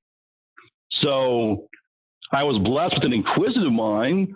I didn't diss anything anybody said. I just thought, even if 10% of it is true, was my mindset, even if half of it or a third of it's true, that's still a crazy time. It's still wild.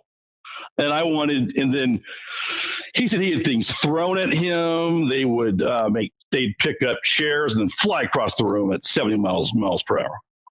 He was, not all the time, but he ducked. He got hurt a few times with like shrapnel, glass would break. Oh, yeah. But he said, and there were some people that his main thing was, and it's true, that the demons in the spiritual, I believe in spiritual law. Again, it's a spiritual law, like the old world universe, like the God particle, the old man God, right? I believe in spiritual law where the demons have to name themselves to you if you come at them with authority. They have to. It's spiritual law. It's like if a cop is on your tail and he pulls you over, you're going to pull over, right? You might go on a chase, but he'll eventually pull you over. He'll eventually get you. And you'll eventually be surrounded by 12 squad cars. Well, that's how he told us, we're going to get you off the road. We're going to surround your car, and we're going to pull out our guns. And by the way, this guy used to carry a sidearm under his priest robe. You'd be very surprised at how many. That's awesome. Oh yeah, I mean, he fought in, I think, Korea, and was a vet actually. I've actually heard this a lot about that particular section of priests through the Vatican.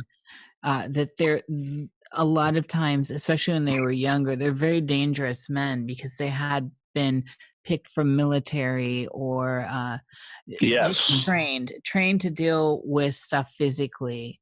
And so it is. I have no confirmation, but I have heard that from many people. He was a very problem lad. He said he got into trouble. He used to get into fights. He used to be very aggressive. He told us that, yeah, he was of course, he's an American, was sent to Rome, part Italian, and they pick you, and they're looking for these more rough and tumble type priests to go to exorcism college. Yes, yes. So he was told, you're the kind of guy we're looking for. One, you're not afraid of anything. You're not a wallflower. You're not a theologian per se. You're not a philosopher. You're hardcore. You're the kind of guy we're looking for. He went, okay, we're flying your ass to Rome. Here's your plane ticket. Here's a plane. Sayonara. Right? So he flies to Rome. He's there for 2 years, and he's going through literally exorcism school. It's in the basement of the Vatican. No press, no media, no family. Just you and the old guard. The old guard, not this. I don't like the new pope. I don't, again, and I'm not I just can't stand this new guy, Francis. He's not my cup of tea. I'm sure he's good for some people, but the old guard, in other words, trained him. Yeah. And the arts, if you will, the black magic arts, if you will, of confronting demons and calling them out. And he used to say and tell us that they have to give me their name. Yes. I will beat it out of them. I will get, when I get that name, then I can crush them. I will know you. And he meant it. I will crush them. Mm-hmm. Right. Because they have to give it to me. Yeah. And I said, why? Because it's spiritual law. In other words, he has the badge, not the demon. He has the gun and the badge. And we all know that if you're surrounded by the cops, you're going to give in eventually if they surround your car, your house, with the gun and the badge. It's like you can't fight City Hall, right? Well, that was his mindset. They're going to give it to me. I'm going to get it. Some take more than others, but I will get it. That was his attitude. Kind of arrogant, but you need to be a little arrogant to do that job. And then he said, business is good. He would smirk and go, business is too good. I want a vacation. And then as the years went on, I remember that guy while doing mass, he carried a sidearm in case some nut job went in there to attack people who's going to gun him down. Yeah. He told this to me one-on-one now. He's not in front of, he dug me. He liked me.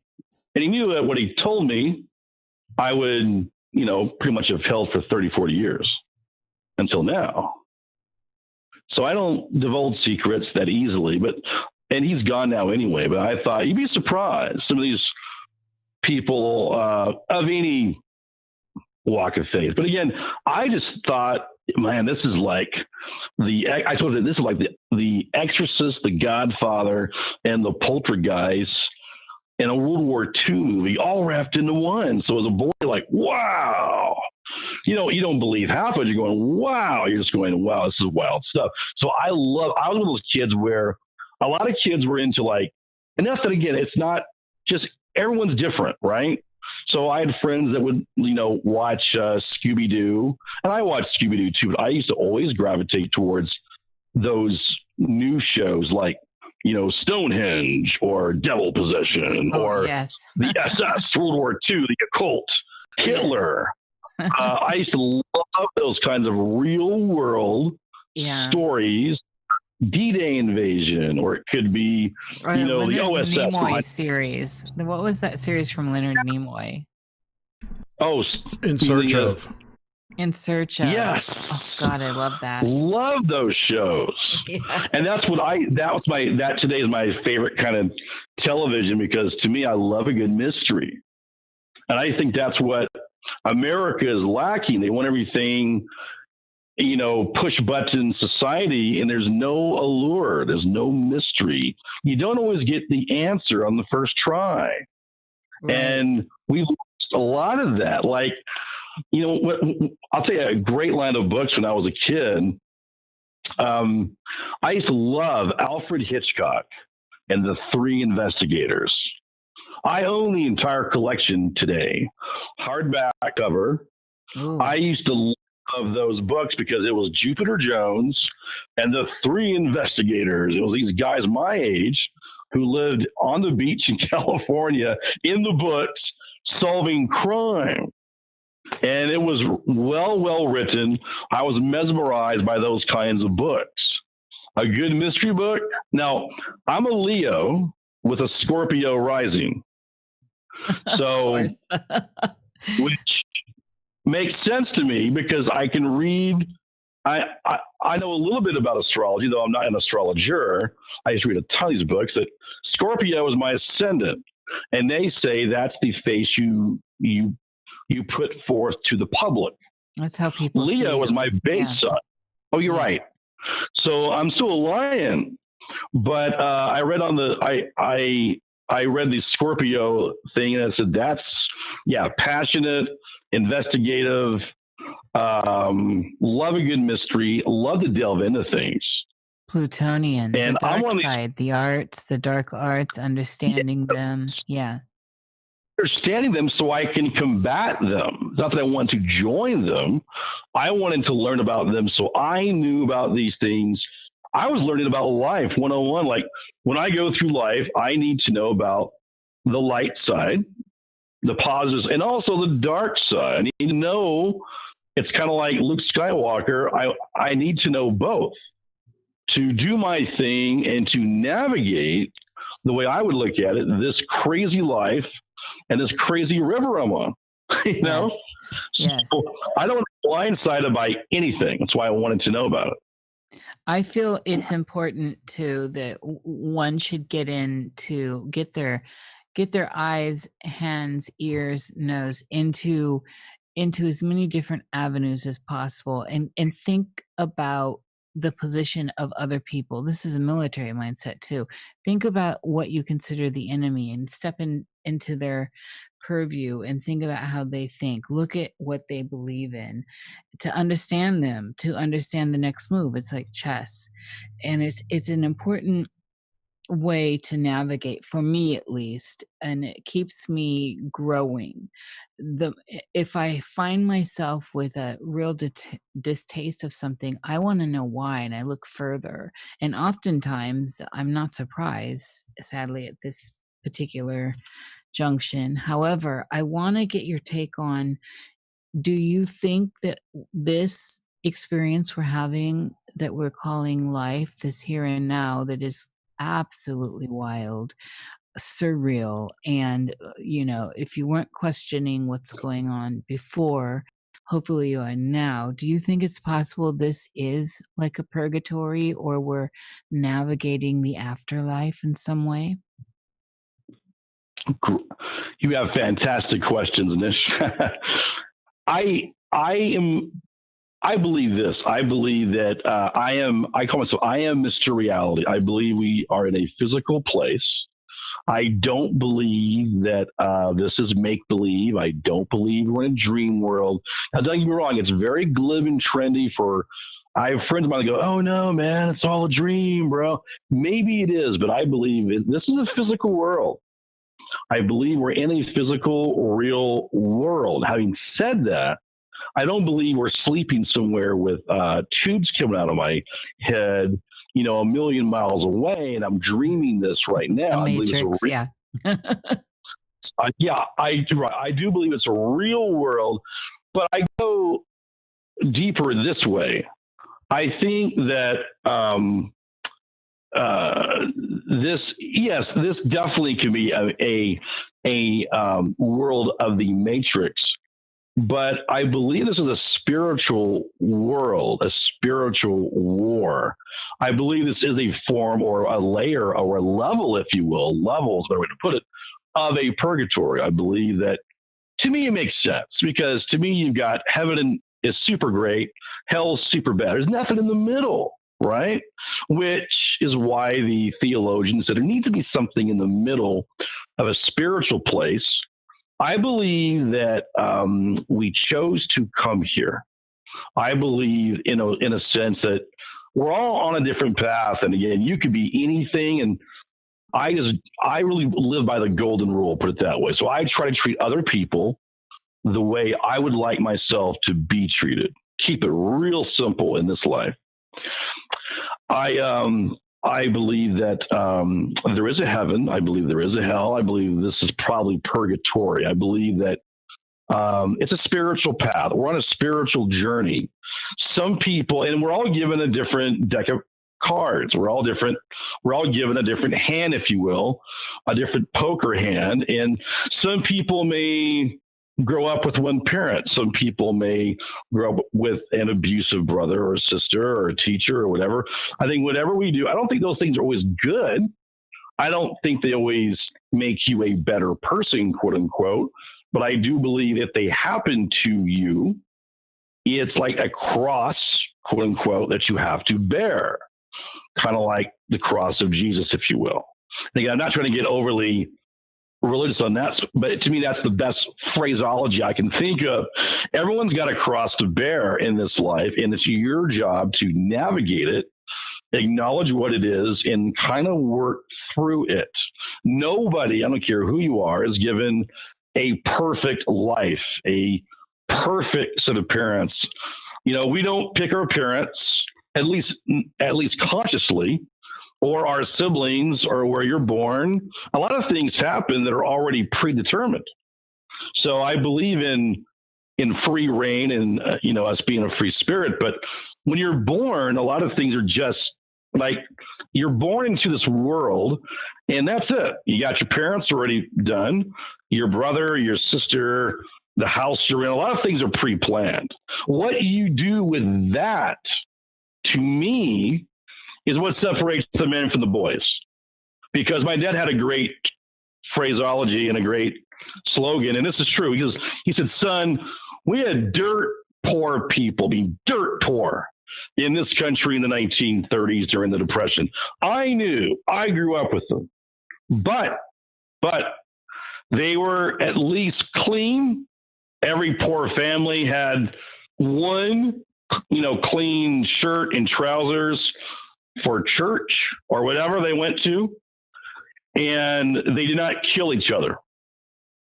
So don't tell me it's about money or things like that. There are a lot of intrinsic things that prior generations just had. And it's called, like in a laughable way, like your uncle would say, well, son, that builds character, right? Well, that's partially true. A lot of things do build character. So I think we have to navigate this world and try to make it a better world. But you can't control everything. You can't be a control freak. We got people in the streets now that want to control what you say, control what you think, control the government, control. We have Marxists in the streets. I believe many of them are.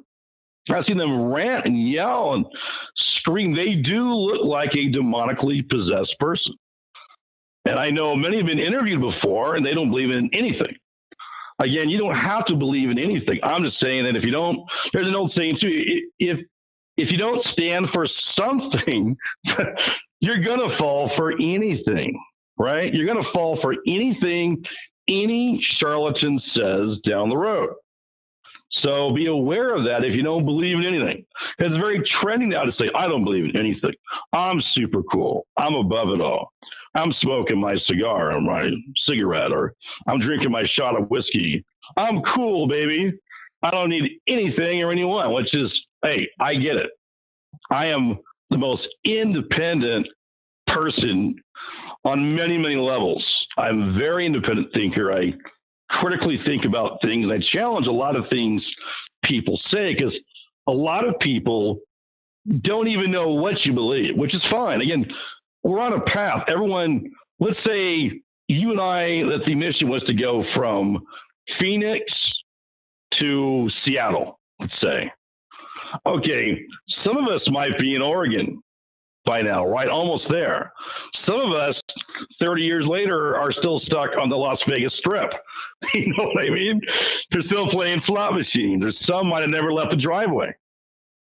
So that's my best analogy is we're all on a different path, but some people might get to nirvana, if you will, or figure it out faster. And I've always believed that the sooner you can navigate life in that sense and figure out what you're doing, and you can only make yourself happy.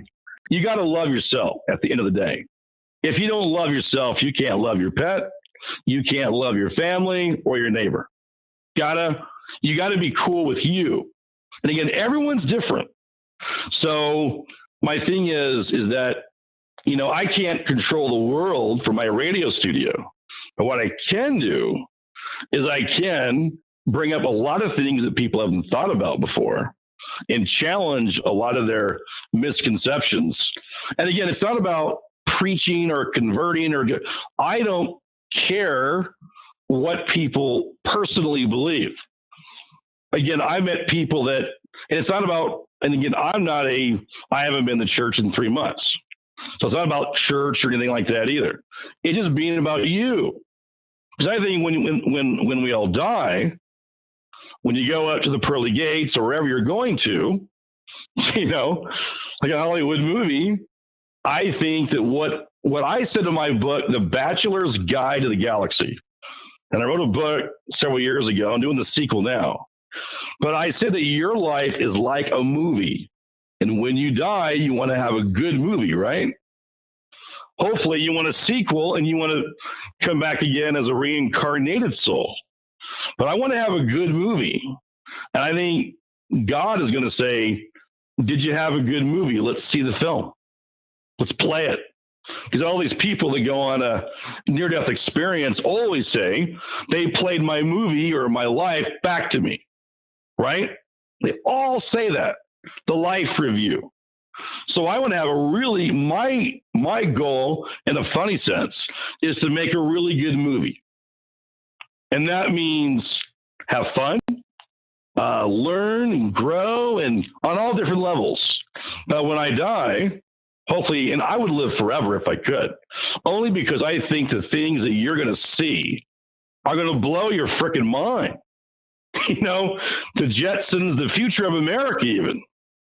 And a lot of it is going to be bad, but my whole plan since high school, I used to be the guy in the back row, thinking and watching the whole classroom, analyzing everybody, just analyzing and watching their mannerisms and watching those goody two-shoes kids in the front row raise their hand. And they always had the right answer, or they always tried to. I'll tell you a great story. I'm in 8th grade, and I'm in math class, right? And the teacher goes, I've got 15 hills of corn, and I just bought this farm over here. And now I got 5 more hills of corn, or silos full of corn, at this farm. How many? And I'm going to put them all together and combine the farms. Keywords. Combine, put them all together. How many silos or how many mountains of corn do I have? Now, the whole class said, 20. The teacher goes, Vaughn, what's the right answer? I said, you have 1. They went, no, he's wrong. He's wrong. All those kids turned around. The teacher went, no, Vaughn is correct. Yes. You are all wrong. It's an IQ thing. Something's deeper than you. I'm combining all the corn. And I told you, I'm combining it all into 1 hill of corn. How many do I have? So I was always a listener in that sense where I comprehended what the teacher was asking. The rule of the road to me is not always thinking you have the right answer. Because I learn new things every day, trust me. But to me, people need to be deep. And I try to go deeper on my show too. And you get all these. I love that story. I'll never forget the looks of those kids' faces. He's wrong. I know. I'm the straight A student. I know best. 20, 20, and they kept like yelling out 20 like Barabbas. It's like almost biblical. And I just sat back quietly, said, "No, it's one." But I'll never forget that because the teacher liked me and he was cool. And he goes, "Vaughn's right. You're wrong." He looked right at those kids in the front row. "Well, you're wrong. And they couldn't understand. He had to explain that 20 minutes to them while I'm laughing. Oh my goodness. They did not listen. So I just love that. I can still see that classroom setting today. And they were adamant, "No, you're wrong." He went, "No, I'm not wrong. I'm the freaking teacher, you moron. I teach you. You don't teach me. Capiche?" He was Italian too. That's why I like in German. "I teach you. You're in my class, little numbnuts," But I'll never forget that. And it took them forever. Finally, they go, "Oh, I get it now." I think a lot of life is like that. The reason why I think a lot of life, we think we always have the right answer, and we need to take a step back and look at these situations, political, religious, spiritual, etc., or dreams. And I think that your dreams can talk to you. I think that I analyze mine, and I go, "Why did I dream of that?" Or, things of that nature. But I find that stuff fascinating. People are a trip to me, and they will trick you, or try to, right? Yeah. It's good stuff. It's one of those things I keep learning that lesson deeper, that some with a lot of people, even a smile has kind of a contract involved.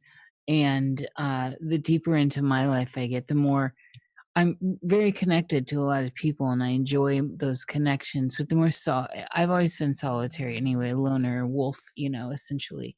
And I'm increasingly finding it hard to trust people. Everything seems to have someone. It seems like everyone's out for everyone now. There's this lack of trust. I think that's my side. You can hear my wolves go. And love it. And they're coming for us already. It's a new world order. No. I know, watch out. And but this is one of the things I've continually learned over and over again in my life, is that everything has contracts. Everyone seems to want something, and this idea of unconditional love is very, very,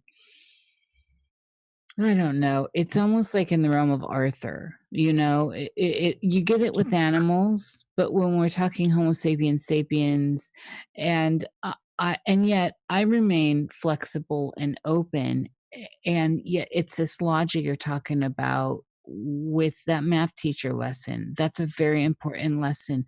Most people aren't paying attention to context.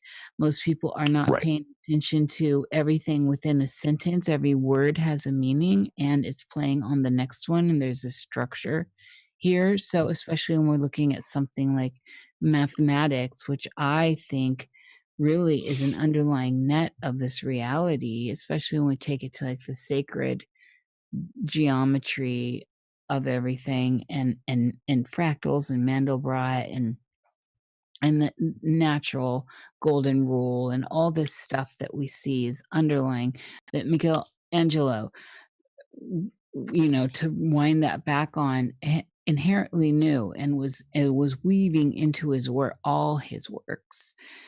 There's something to be said there, and the deeper into that idea, the further it separates me in a very strange way. And this all ties into the experience of dreaming for me personally, that I'm noticing when I'm having these conversations with people about dreams, and you talk about the winding, the plane experience, that auditory, deep auditory thing, I realize, okay, in my aloneness over here, I'm having this incredible experience. And then here comes someone, say, like you, like Vaughn, here's Vaughn with this very, very similar experience. This is a deep soul experience that something else is going on. There is more afoot, and we're all playing a part in it. And then I come back into this apparent reality, which you're right. I mean, there's it, we cut ourselves, we bleed, we hurt, all that. But, the arguments can be made that in all states of consciousness, we have laws.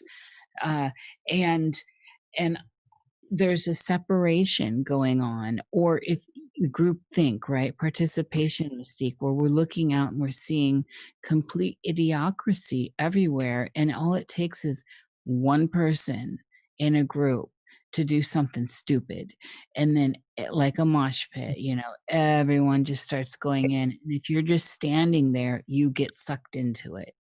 And I know this may sound like a rant away from all this, but in that, there's some sort of hypnotic aspect to this gyration of consciousness. And it ties me back into this whole idea of in the Catholic overlay of purgatory and possession within purgatory, within navigating who has given away their agency and therefore opened up their vessel for any old thing to come on in and take control. And that's where I kind of want to wind the show down on what are your thoughts on this idea that we could be getting technologically co-opted as a people in on the planet, which is obviously there's a major takeover happening. What are your thoughts with a technological mind think that's going on, where people are being hypnotized out and allowing these things to come in and control them? Great deep question there. I will start off by saying this, to reiterate. I believe that we're at a very big crossroads, in my view, in history. It's not because it's my ego or we're being arrogant. I mean, you can easily look at this situation right now, let's say, the 1980s, 90s, 2000s, now we're in the 2020s. I think historians 200-300 years from now are going to be fascinated by this era of look at our presidents. I mean, how iconic they are, JFK and Nixon, Reagan, Clinton, Obama, the Bush dynasty, now Trump. I think they're going to be fascinated by this era. And you mentioned the technology, and just to kind of morph into that a little bit. I think they're trying to chip away at people, and they're trying to make us like, robots, or like your science fiction movie, your cyborgs. But the thing is that I definitely believe, again, this is a spiritual battle. I believe that this is a real world. I don't believe, and yes, I definitely believe that there's a lot going on behind the scenes and a lot of things that we can't see. And I don't think that we should see it. I think we're supposed to get about our day. I call it, look, I have friends of mine that call me all the time and acquaintances, and I go, look, you got to be functional, is the word I use, functional. In other words, you got to get up, you got to go to work at some point, you got to make some money, you got to pay your rent. That's my real practical side. You got to put gas in the car. You got to buy groceries. You got to eat, sleep, and do your business. And so that's the practical side of this life. At the same time, I believe we have a deeper spiritual life, and all that emanates through the practicality of it. And as we just go about our business, it's the little things that add up. I don't think a lot of people even realize that we're looking at these mobs in the streets, and they're, some of them, to me, are crazed. They're demonic. The things they say make no frickin' sense. And they jump around like they are demonically possessed, or that they have whatever. I mean, I believe that right now on the earth, I believe that not all, again, I'm a little bit different. I think that most people have a soul. I think that some people could have destroyed their soul. They could have sold it maybe, or gotten rid of it. Can they buy it back? Maybe. But my thing is, I think we have a lot of people right now who are, like, for a great example, Nish, is I always tell folks that if you put on any talk radio station or a YouTube channel like this, you hear a lot of chatter. People like chatter. They like the constant, hey, everybody, it's 85 degrees in LA today. Hey, it's always this hey kind of a thing. Or it's always the RNC said this. Your typical rhino talk show host does lots of chatter, and people love chatter because we're afraid of the silence, right? Most people are afraid of being quiet. Yes. It's a power vacuum, and they're very uncomfortable with quiet. They're uncomfortable with meditation. They're uncomfortable with that because they're not used to it. And for them, they trip over themselves, got to fill the void. So I always say on the radio, there's a lot of chatter on the radio, but you haven't heard anything new and you haven't learned anything new. And on my show, I purposely make it a variety show where, well, it's kind of like a Roman Mass. I'll stop the show. I'll play some Gothic music. Then I'll come back. Now, I've had people come and go, hey, man, I don't want to hear any songs, bro. I want to hear constant talk, like they're almost a nut job. And I go, well, then change the channel, because I, on purpose, will put in a promo or a song. We'll talk over here, take a call, variety. In my view, and most of my listeners now like the variety because, again, I'll play a song to accent on what we just said or to drill it into their mind. We're mining the minds, so to speak. But some of these people go, yeah, man, I just want to hear, what, and they're like, almost like they're hyperventilating. And I'll just tell, that's not my kind of show. If you want that kind of show, then you launch your own show. And you can talk. Yes. For example, when you call out a radio show, they'll barely give you 30 seconds. Well, thanks a lot, Bob, and we're back. Here it is, KZZN. It's like they don't even give their listeners more than 30 to 45 seconds. We like small, bite-sized talking points. And it must be in congruency with that station and the program director or the news or whatever the case is. I give people the floor. I have no problem, except for this show, but I have no problem really sitting back. If you're on a rant and you call my show, I want to hear what you got to say. Yes, I really love do. That. Yeah, absolutely. And I will let people speak for 2 or 3 minutes. I would say 2 minutes is the best, because that's when they're passionate. And then it starts to wane. I go, okay, thanks a lot, Mr. Irish Pirate or Matador. We're moving on now, and now stay cool. So I'm always changing those gears. The minute they wane or they get weak, I change it to make them look good and make the show look good, because otherwise people just ramble. And on the radio, and when I had a 1-hour show on KFNX here in Phoenix, I was famous for doing that. But again, I think most of American society, there's a lot of chatter out there. There's a lot of talk, but nobody's really saying much. And they're definitely not talking about things that are the context or the foundation of the country or of the people. We're talking about now, what China said to America, what America said. It's like a high school party. I go deeper where I'll talk about the Fed. I'll talk about Jekyll Island. I will talk about the JFK hit. I will talk about conspiracy theory. I will talk about American foreign aid. I will talk about our dead coming back in body bags, whatever persuasion. Yeah. I'm a real America First guy. A lot of these guys are, in my view, again, they're well-intentioned. They're misguided in the sense that they pay lip service to it. I'm a real America First guy. And I use the word real because a lot of people say that they're America First, but they're tripping over themselves, for example, to give money to foreign countries. Or they're tripping over themselves to not help out the American people.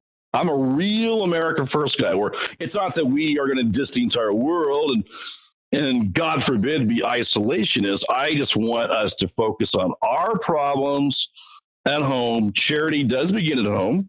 We got a lot of problems in our country. And if we're not careful, I tell folks that call me, we're against fascism, man, fascism. That's how they talk, right? Like morons. And I go, if you really think, seriously, that Trump is a fascist, well, then you're a freaking moron. He's not a fascist. You don't even know what the word means. You're regurgitating crap that other people fed you. If you really do believe in your heart of hearts, mind of minds, that Trump is a fascist, okay? He's pretty tame. And, he's right of center, but he's not a fascist. So people who say the other that, extreme is, they're crazy. Well, they don't understand what the word means. Right. The language is broken down completely. Nobody's on the same page. Well, they don't think people, again, that's what my point is. They like the chatter. They love the talking points. They regurgitate crap, literal crap, because they have no critical thinking skills. When I was coming up, we had collectively, I'm sure Nishu and Jerry, we were taught critical thinking skills. These kids have got no coping skills. If you disagree with them, you're a fascist. If you disagree with them, off of their heads. And now that's what I see.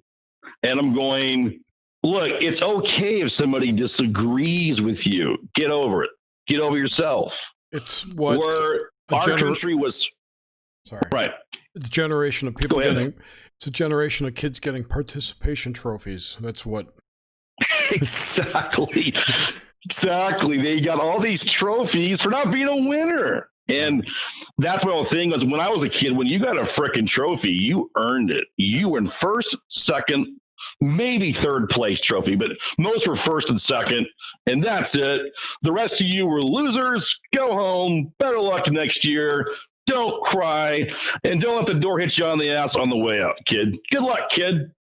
And the guy from New York would say, good luck, kid. Like the guy that trained Rocky. Yeah. I used to love that guy. Yeah, it was Burgess Meredith. Good luck, kid. Good luck, Rock. I remember those old crusty veterans that would say that, and we would go back, we would practice, we would get our plays down, and we would win and be victorious. And Jerry's right. You guys are right. This new generation, I mean, again, these people, and again, it's kind of like that movie even way before my time, because I'm Generation X, that movie with James Dean. I love that movie's name, A Rebel Without a Cause. Yeah. People love to be a rebel, and they are, look, this isn't the 1960s, okay? This isn't the Vietnam War, but I guess they like to, they're trying to recreate, in my view, the late 1960s because they said that we were born too late. There's nothing really to rail against. So we're going to rail against fascism. Okay. Which I analyze what they say, and I'm going, there is no real fascism. And if there is, you'll be the first to know because they're coming after you guys, the Marxists. So they think right wing is fascist. And like Jerry said, they don't know what these words mean or what these things really are. But again, we also don't want, I'm a very big anti-communist, like my dad. The communism The communists have killed far more people in the world, well over 100 million since their inception. Lenin and Stalin were murderous thugs. And you couldn't deviate from the party line or talk about dreams or anything else. God forbid, they'd shoot your ass. So we don't want that. And but this is this is what I'm talking about with how there's a it's the programming, and it's hypnotic, and people are stepping out, and what's stepping in this participation mystique aspect of, or groupthink, are these regurgitated bits of nothing, of crap that have no context to anything. Yes. Do you know what I'm saying? Yes, totally. And that's what I was saying was to people, be very careful what you ask for. If you want to kick out, it's not always about logic and reason. Always go, I want logic and we got to have dreams too, right? I mean, I did a brain scan years ago. I took that test a couple of times. I am right in the middle between left brain and right brain. So I love the arts. I love music. I love all those great things. I'm also very logical and very rational, but I kind of blend the two. And I think that's why I've got a pretty cool, edgy, hip show in that sense, that I can blend the two. A lot of people, like you said, there is a vacuum in the mind. And these kids will say, well, I call them kids, 15 to 25, right? Or 10. They're all out there in the streets. My dad and mom had a great thing. Even back when I was coming up, I'm sure you guys might have had the same experience. They used to tell me, and it's true, my parents were old school. Don't rely, keyword rely, on any teacher to give you keyword two, an education. Don't rely on any one person. You're a moron if you do. You've got to get your education yourself. And I have found that to be true. It's not that you don't go to school, but you take from every teacher. You learn what you can. We would do extra reading, extra research. This is pre-personal computer now, called the library.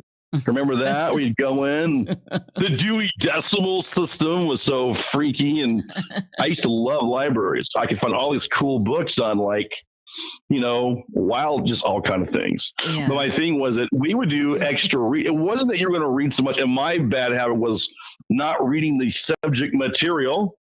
I would go off on these tangents. Well, check out this book. Or check out this book. Well, in college at Purdue, my first 2 years, my grades weren't that great because I was a very smart kid, but I did not read. I learned, again, the practicality of life. I was told by a prof, you need to learn my subject material. He had to put it to me in those plain words. And I go, yes, sir. I get it. He was the dean, and like talking to Dean Wormer in Animal House. And when I went to college, it was a lot like the movie Animal House. So I learned to study the course material first, get the A or the B, and then deviate, right? Yeah. But again, those are skills that you learn through time, and it's just life. Lean 101. You got to learn. That's what I mean by the practicality. A lot of life is practical. And I've been in the business world my entire life. And I used to have these old mentors. I used to love, like when I was a young whippersnapper, there were those older guys in the office, right? And I was in the insurance biz. And I used to gravitate toward the guys that were the chain smokers and the pipe smokers. They were gray and numb, and they'll show you the they were like 60. Yeah, and I would go. I never hung around the guys my own age because they didn't know anything. Yeah, I want to talk to those guys before they check out. Yep. Get their knowledge, get their wisdom, and I befriended them. I got along always better with older people, almost than my own age kids, because they were in the dumb stuff. And I was into learning in a weird way. It sounds cornball, but I wanted to learn just about life 101. So my point in saying that was those guys would always say, kid, I'll tell you what you need to know, kid. And you do it like this. And whatever they said, I always learned. It always checked out. and I love talking to them about their wisdom. And I think that is also really missing from our society. There's no mentoring going on. Corporate America has, I saw the last tail end of it, where you could actually mentor with people and they would actually teach you a lot of valuable tools. You can't have 16-year-olds raising 15-year-olds. It doesn't work, and they're going to turn into little Marxists. Yeah, this is a because big they're deal. going. It's a big deal, and unfortunately, corporate America has been. What have they been doing? They've been getting rid of all these, God forbid, the older white males, evil veterans. They smoke too much. They whore around too much. They have guns and they're evil. And my God, some of you even go to church, right? And they drive those big Cadillacs. Well, F them. We're gonna get. I love a big Cadillac. Yeah, or those big Lincoln Continental guys. By the way, I want one of those cars. Drove. My grandmother was always into her Lincolns. That stuff. See, I love that. That to me is real America. That to me is the real era that I grew up in. And I go, we're missing that. We're missing that because we have a brain drain going on in this country. And if we're not careful, we're going to turn the corner someday where yes, we will be owned by the Democrat Marxist Party. We will be owned by China. We're going to have like these kids, the cultural revolution's never going to end. And they're going to start doing public executions in the streets. If you think I'm kidding, no, history. This really has happened around the world. It's the playbook. Yeah, I think that, and we've got to consider wrapping up here. I think that when you were speaking, it was reminding me of something my mother always used to talk about was common sense. She said, you can be the smartest in school and book read and all that. And she did like that.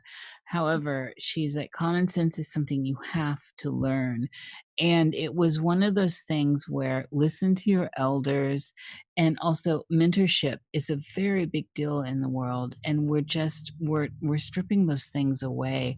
Mentorship is about an initiation into a devotion, into a practice, into understanding the way things are mechanically running. And this permeates a deep well, not just into the physical, but into down all the way or up all the way into the spiritual. And there's a disconnect here, and it's definitely an interesting time to be in observance. Vaughn, just to interject here, Nish, one thing I would say, and I agree with you. I know you got to wrap up here on the time, but I would say that a phrase that I always heard that is very true is the most uncommon thing in the world is, drum roll, common sense, right? Yes. Yeah, it's the most uncommon thing because it's like a great phrase too. My parents used to have, and I use this all the time on the radio. I can get away with the masses are asses. They are.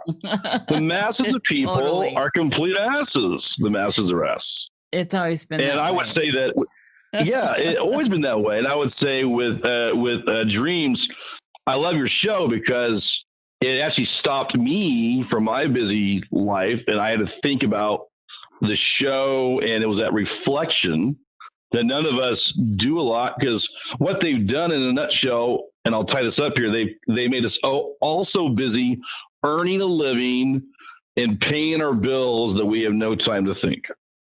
Oh, yeah. Oh, my goodness. Yeah. These are things we love to talk about. We have no time to think or reflect or even analyze our dreams because everyone, again, they're into the chatter. And I like my radio show to be deeper and go deeper, kind of like your show. But and again, I think people are afraid to look at their dreams. Yeah. I think they need to reflect more, in my view. Yeah, stillness is a very big thing, and it always was, but now more so than ever in our world of fast flick rates, of everything, flash poetry, flash this, flash that, 3-minute sound bites, and then the next thing. I mean, you can get into a scandal now, and next month it doesn't matter. It's like it used to be like, you would a scandal follow you forever. Unless you're Trump. Yeah, well, yeah, of course. Well, these players that are really sticking out right now, and we all see them. So, but on that note, we do like to keep, because of the 2 hour thing. The 2 hours is asking a lot. Yeah. Well, I love talking to you both, and I think that technology, to sum up, can be our friend or our biggest enemy. To answer that earlier question really quick, I just think that we need to watch that like a hawk and be very careful with it. You know. Yeah, agreed. So thank you, Vaughn. It's been great. Do you want to plug your show? Yes, would love to, folks. I'm on tomorrow night on Blog Talk Radio, 8 to 10 p.m. Mountain Standard Time or Pacific. It's the Von Wehunt Show. I've got an author as my VIP, a mystery author, on my show tomorrow night. Got some great shows. Every Thursday, go to Blog Talk Radio, and you'll see the Von Wehunt Show. Click on that. And even call in if you want. We have a chat room as well. And I want to really appreciate Jerry, you, and Nish for this show. And thanks for the opportunity. It's been a lot of fun tonight. Sure, thanks. And we've got links to your shows and your website in the show notes and the description on this video if you're watching on YouTube. It's been a great pleasure. Awesome. Yeah, absolutely. Thank you, Nish. Thank you, Jerry. And thank you, everyone, for listening. Be sure to tune in next week. It's a new moon, so we've got an obelisk, and our guest is, who is it? Oh, yeah, Miguel Connor from the Aeon Byte Gnostic radio show podcast thing. Aeon Byte Gnostic Radio. Is that it? That's right? Yeah, that's going to be fun. We've had a lot of requests to get Miguel on. Yeah, I love Miguel. I cannot wait to talk to him, and especially since it's going to be on an obelisk, we can go balls deep. We're always balls deep, though. I know. That's the best thing. Anyway, thank you, everyone. Thank you, Vaughn. Thank you, Nish. Everyone have a great Jerry. week. Stay safe. Never wear a mask. Take care.